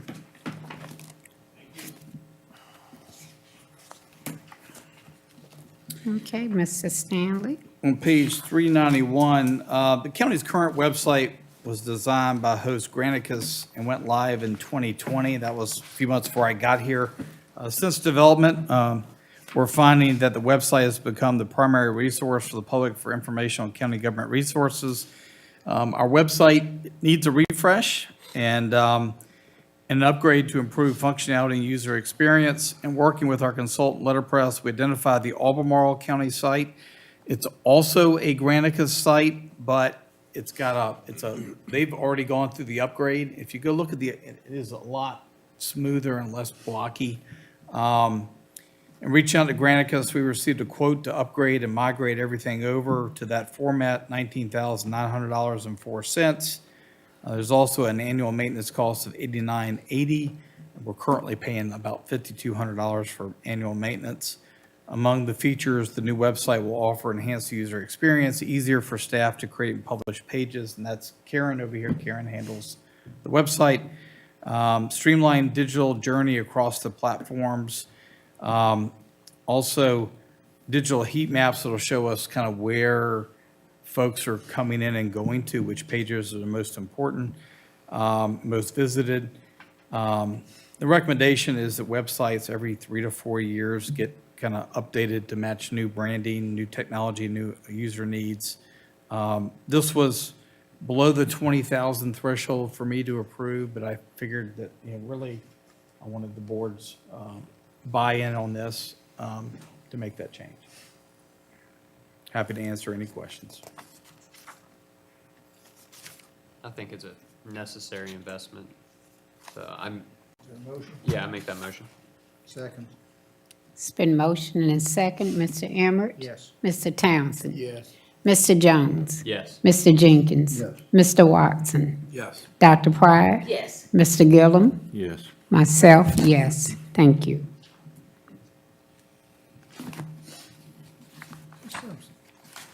Yes. How are you? How are you? Good evening, members of the board. Good evening. It is now time for your finance updates. So the first one I have for you is the school appropriation. The Board of Supervisors has received a request from the school board to appropriate the state funds described below for a total of $2,500 for the 2023-2024 school year. The board has also received a request from the Prince Edward County School Board to appropriate funds totaling $200,000 from the food service fund to the food service budget line described below, and there is no local match required for these appropriations. So moved. Second. Moved in second. Mr. Gillum? Yes. Dr. Pryor? Yes. Mr. Watson? Yes. Mr. Jenkins? Mr. Emmert? Yes. Mr. Townsend? Yes. Mr. Jones? Yes. Myself, yes. Next up is a sheriff reimbursement. The Sheriff's Department received reimbursement funding totaling $4,264. The board is asked to appropriate the funds as follows. So moved. Second. Okay, Mr. Emmert? Yes. Mr. Townsend? Yes. Mr. Jones? Yes. Mr. Gillum? Yes. Dr. Pryor? Yes. Mr. Watson? Yes. Mr. Jenkins? Yes. Myself, yes. Next is National Opioid Settlement Funds. In April, Prince Edward County received funds totaling $47,153.08 from the Opioid Settlement Fund Trust. Prince Edward County has received a total of $125,074.77 in settlement funds for FY '23 and '24. These funds are required to be used for opioid remediation. Staff is asking the board to appropriate the funds received as follows. So moved. Second. Moved in second. Mr. Jenkins? Yes. Mr. Watson? Yes. Dr. Pryor? Yes. Mr. Gillum? Yes. Mr. Jones? Yes. Mr. Townsend? Yes. Mr. Emmert? Yes. Myself, yes. Asset forfeiture appropriation is next. The Commonwealth Attorney is requesting the board appropriate $1,757.01 from the State Forfeited Assets Fund for the purchase of a VSIN terminal printer with a 3-year protection plan. So moved. Second. Mr. Emmert? Yes. Mr. Townsend? Yes. Mr. Jones? Yes. Mr. Jenkins? Yes. Mr. Watson? Yes. Dr. Pride? Yes. Mr. Gillum? Yes. Myself, yes. Next is IDA reimbursement appropriation. The IDA received requests for tax incentive payments from Hotel Express and Sandy River Distillery. Incentive payments are directly linked to real estate and personal property taxes collected by the county from these entities. Sandy River Distillery also receives a tourism grant for 5 years in the amount of $5,000 per year. This grant is funded by the transient occupancy tax. Staff is asking the board to appropriate funds previously collected to reimburse the IDA for tax incentive and grant expenditures. So move. Second. Moved in second. Mr. Jones? Yes. Mr. Townsend? Yes. Mr. Emmert? Yes. Mr. Gillum? Yes. Dr. Pride? Yes. Mr. Watson? Yes. Mr. Jenkins? Yes. Myself, yes. Next is the IDA land sale appropriation. In March, the county received $245,000 for the IDA for the closing on the sale of the lot located in front of the Farmville Lowe's in the business park. Staff is asking the board to appropriate these funds to the IDA. So moved. Second. Moved in second. Mr. Gillum? Yes. Dr. Pride? Yes. Mr. Watson? Yes. Mr. Jenkins? Mr. Jones? Yes. Mr. Townsend? Yes. Mr. Emmert? Yes. Myself, yes. And the last item is Business Park Access Development Reimbursement. The CRC submitted a request for reimbursement through VDOT for the Business Park Road Development Project. The county received disbursements totaling $150,000. The board is asked to approve the appropriation for FY '24 to recoup costs previously approved and expended. So moved. Second. Moved in second. Mr. Emmert? Yes. Mr. Townsend? Yes. Mr. Jones? Yes. Mr. Jenkins? Mr. Watson? Yes. Dr. Pride? Yes. Mr. Gillum? Yes. Myself, yes. Thank you. Thank you. And now Ms. Terry Atkins Wilson.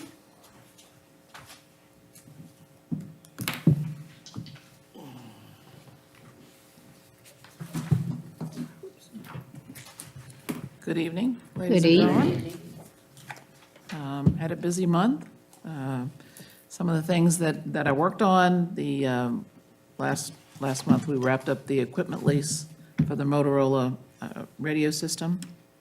Also, I did look over the Miller Lake and the Piney Grove solar siting agreements with the changes that were made, and see we have a few more to make. Also, some zoning issues that have come up along the way. I've spoken with Rob Love about those. Some of those may be headed to a little litigation, so nothing major, but still in conversation. I've had two animal control cases, one for a dangerous dog that had killed the neighbor's cat, and then another animal control case that ended up, the dog had a major tumor, had to be put to sleep. Those two animal control cases are the reason I don't do divorce or child custody. But anyway, kind of breaks your heart that dog had to be put down, but that was the way it had to go. Anyway, we're working on, there again, a lot of things with the IDA and keeping those going. So anyway, anyone have any questions or concerns for me tonight? I got a question about an animal, a dog, right? Yes. How many times the dog gotta get loose and not on a leash and the animal warden come get him? And they supposed to go to court, they get the animal back and they let him loose again. How many times they do that? One. Once it's supposed to be. Huh? Once it's supposed to be. That ain't true, cause he stay at my house.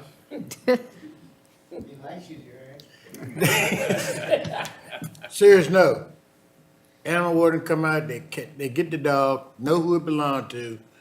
All right, they put him up for a little bit, we go to court, or whatever, they ticket him, fine him with some subpoena. They come get the dog back to pay a fine, right? Next day, the dog walking up and down the road in my yard again. We call the animal warden again, they put the camera there for 2 months. And got the dog on camera now. Now, what it gonna take to get the dog? It's a leash law, so how many times they can let the dog loose? Ultimately, it's up to the judge, wouldn't you agree, Terry? I mean, Yeah. she could increase the fine, she could take the animal probably at a Right. certain point, but Yeah. Now I got 3 dogs walking the road. That's dead serious. Gary, I understand exactly where you're coming from. You see what I'm saying? How many times are they allowed to do this? Number This one- don't make sense. Commonwealth attorney ought to be fighting that for you, Don't make sense. because it's a leash law. I mean, if it were not a leash law, it would be up to you to hire your own attorney, but since that's a county law, or is that- county yeah, ordinance. but they don't, Commonwealth attorney won't enforce that one, will they, Terry? That's why you're brought into those Why cases. not? Yeah, I mean, it, But Doug knows exactly what I'm talking about. It's, the Commonwealth attorney can decide, I think, what cases they want to try or not. Between my house and my neighbor's house, the dog constantly there. He was set traps, apprehended the dog. The owners wound up with the dog, and the dog still roaming the road. She done Yeah. called him 2 or 3 times on film. It was just a question. right, well, I mean, how many times that we have to do that? Well, I and would certainly, defer to you know, we animal spend a lot of control. staff time, you know, I agree with you, yeah, 1 or 2 dogs, we can spend a lot of time, certainly, and this other one that she's talking about, we spend a lot of time with as well, trying to get that dog disposition taken care of. Right, right. It killed the neighbor's cat in full view of our staff. And, you know, it's, That shouldn't have been a problem. it's declared a dangerous animal, That dangerous. going through that process right You now. don't have to. That's part of the problem is that evidently people don't know what the ordinance is, the law is. If he's a dangerous animal and killed something, that the dog warden doesn't have to do anything except for take care of that. That's right. I think it's a little tougher when you got the owner right there with Holding you. on to it when its head was like this, be the only way that it'd be a problem. Yeah. So the only thing we do is we call, MUMA, the animal control Keep reporter. calling. Keep calling. Adam. I mean, he done been out there, on several occasions.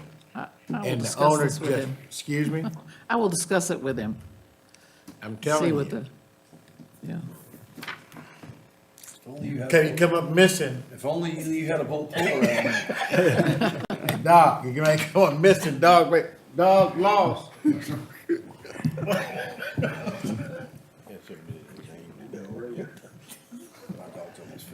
That's all.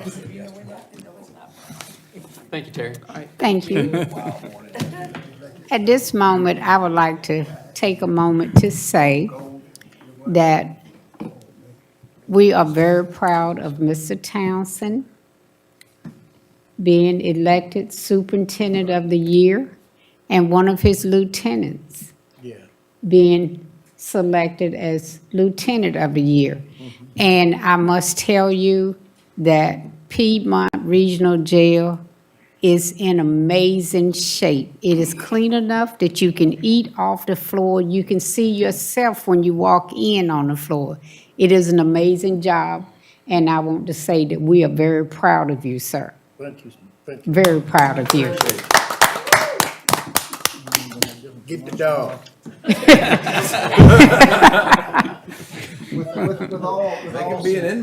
With all sincerity, as board members, each one of us maybe needs to contact Adam because he works for us.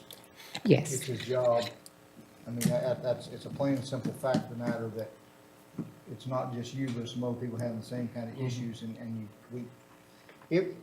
as you all know, I'm a stick on ordinances. If you're gonna have the doggone ordinance, Stick to it. by it. Otherwise, get rid of it. One or the other, either stick by it or let the dog run loose. And we've gone down there numerous times, written tickets, people pay the fine. They get the animal back, but they let them do the same thing, repeat the same behavior. Yeah.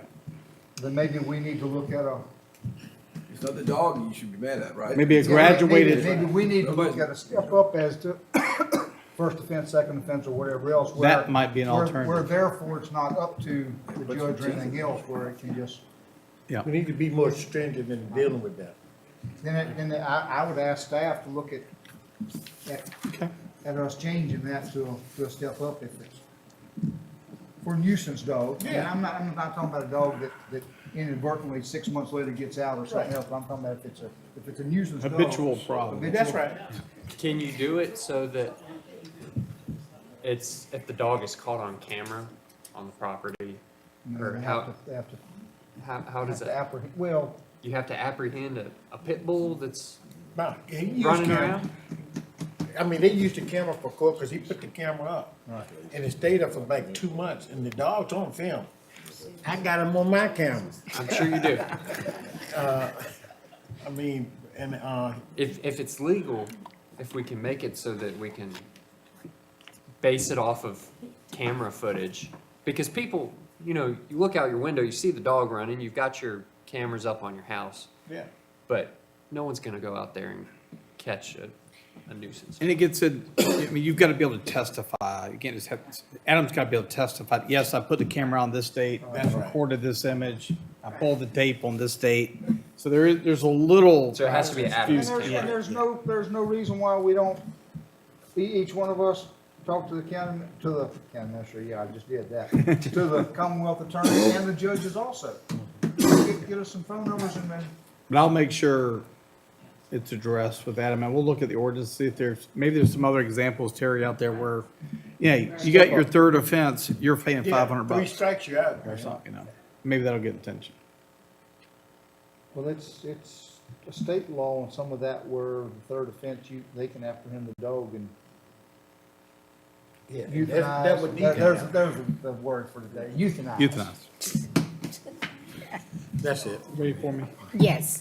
Just a few items. One, I'm pleased to report that as of this week, we've met our revenue projections for FY '24, so that's always a good thing. Of course, we're working on the elementary school project. I have received word that Extension Agent Aaron Smalls, who left to take a similar position in Goochland, has decided she's coming He's back. back. So, No way. Yep. So, That's great. good news for Prince Edward. Reassessment, as of end of April, we're about 75% complete with the reassessment.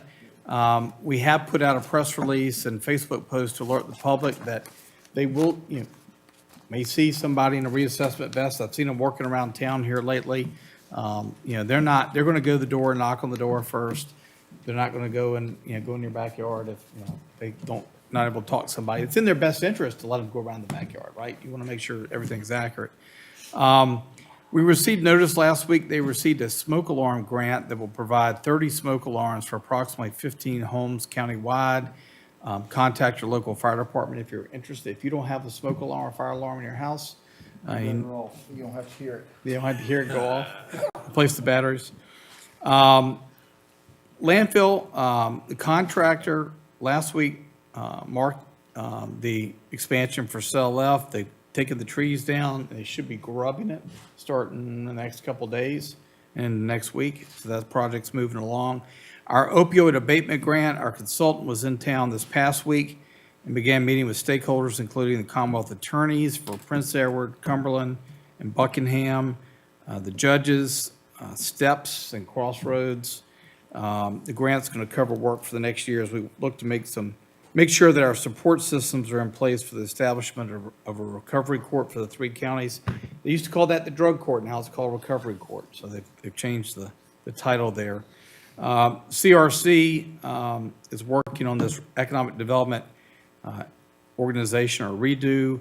I met with Convergent, that's a nonprofit agency that's working with the CRC on fundraising efforts, and I appreciate, Mr. Emmert, I know you're the chair of the CRC. I appreciate the lead the CRC's taken in that effort. And just lastly, our general services is engaged a contractor to caulk and paint the visitor center. That building, it's got a lot of wooden trim that's rotten. Our staff will be replacing any rotten trim, but trying to get that building cleaned up and looking good. So that's all I got, unless there are any questions. Thank you. Any further questions? Motion to adjourn. So moved. Second. Moved in second. Mr. Emmer? Yes, ma'am. Mr. Townsend? Yes. Mr. Jones? Yes. Mr. Jenkins? Yes. Mr. Watson? Yeah. Dr. Pride? Yes. Mr. Gillum? Myself, yes. Thank you all.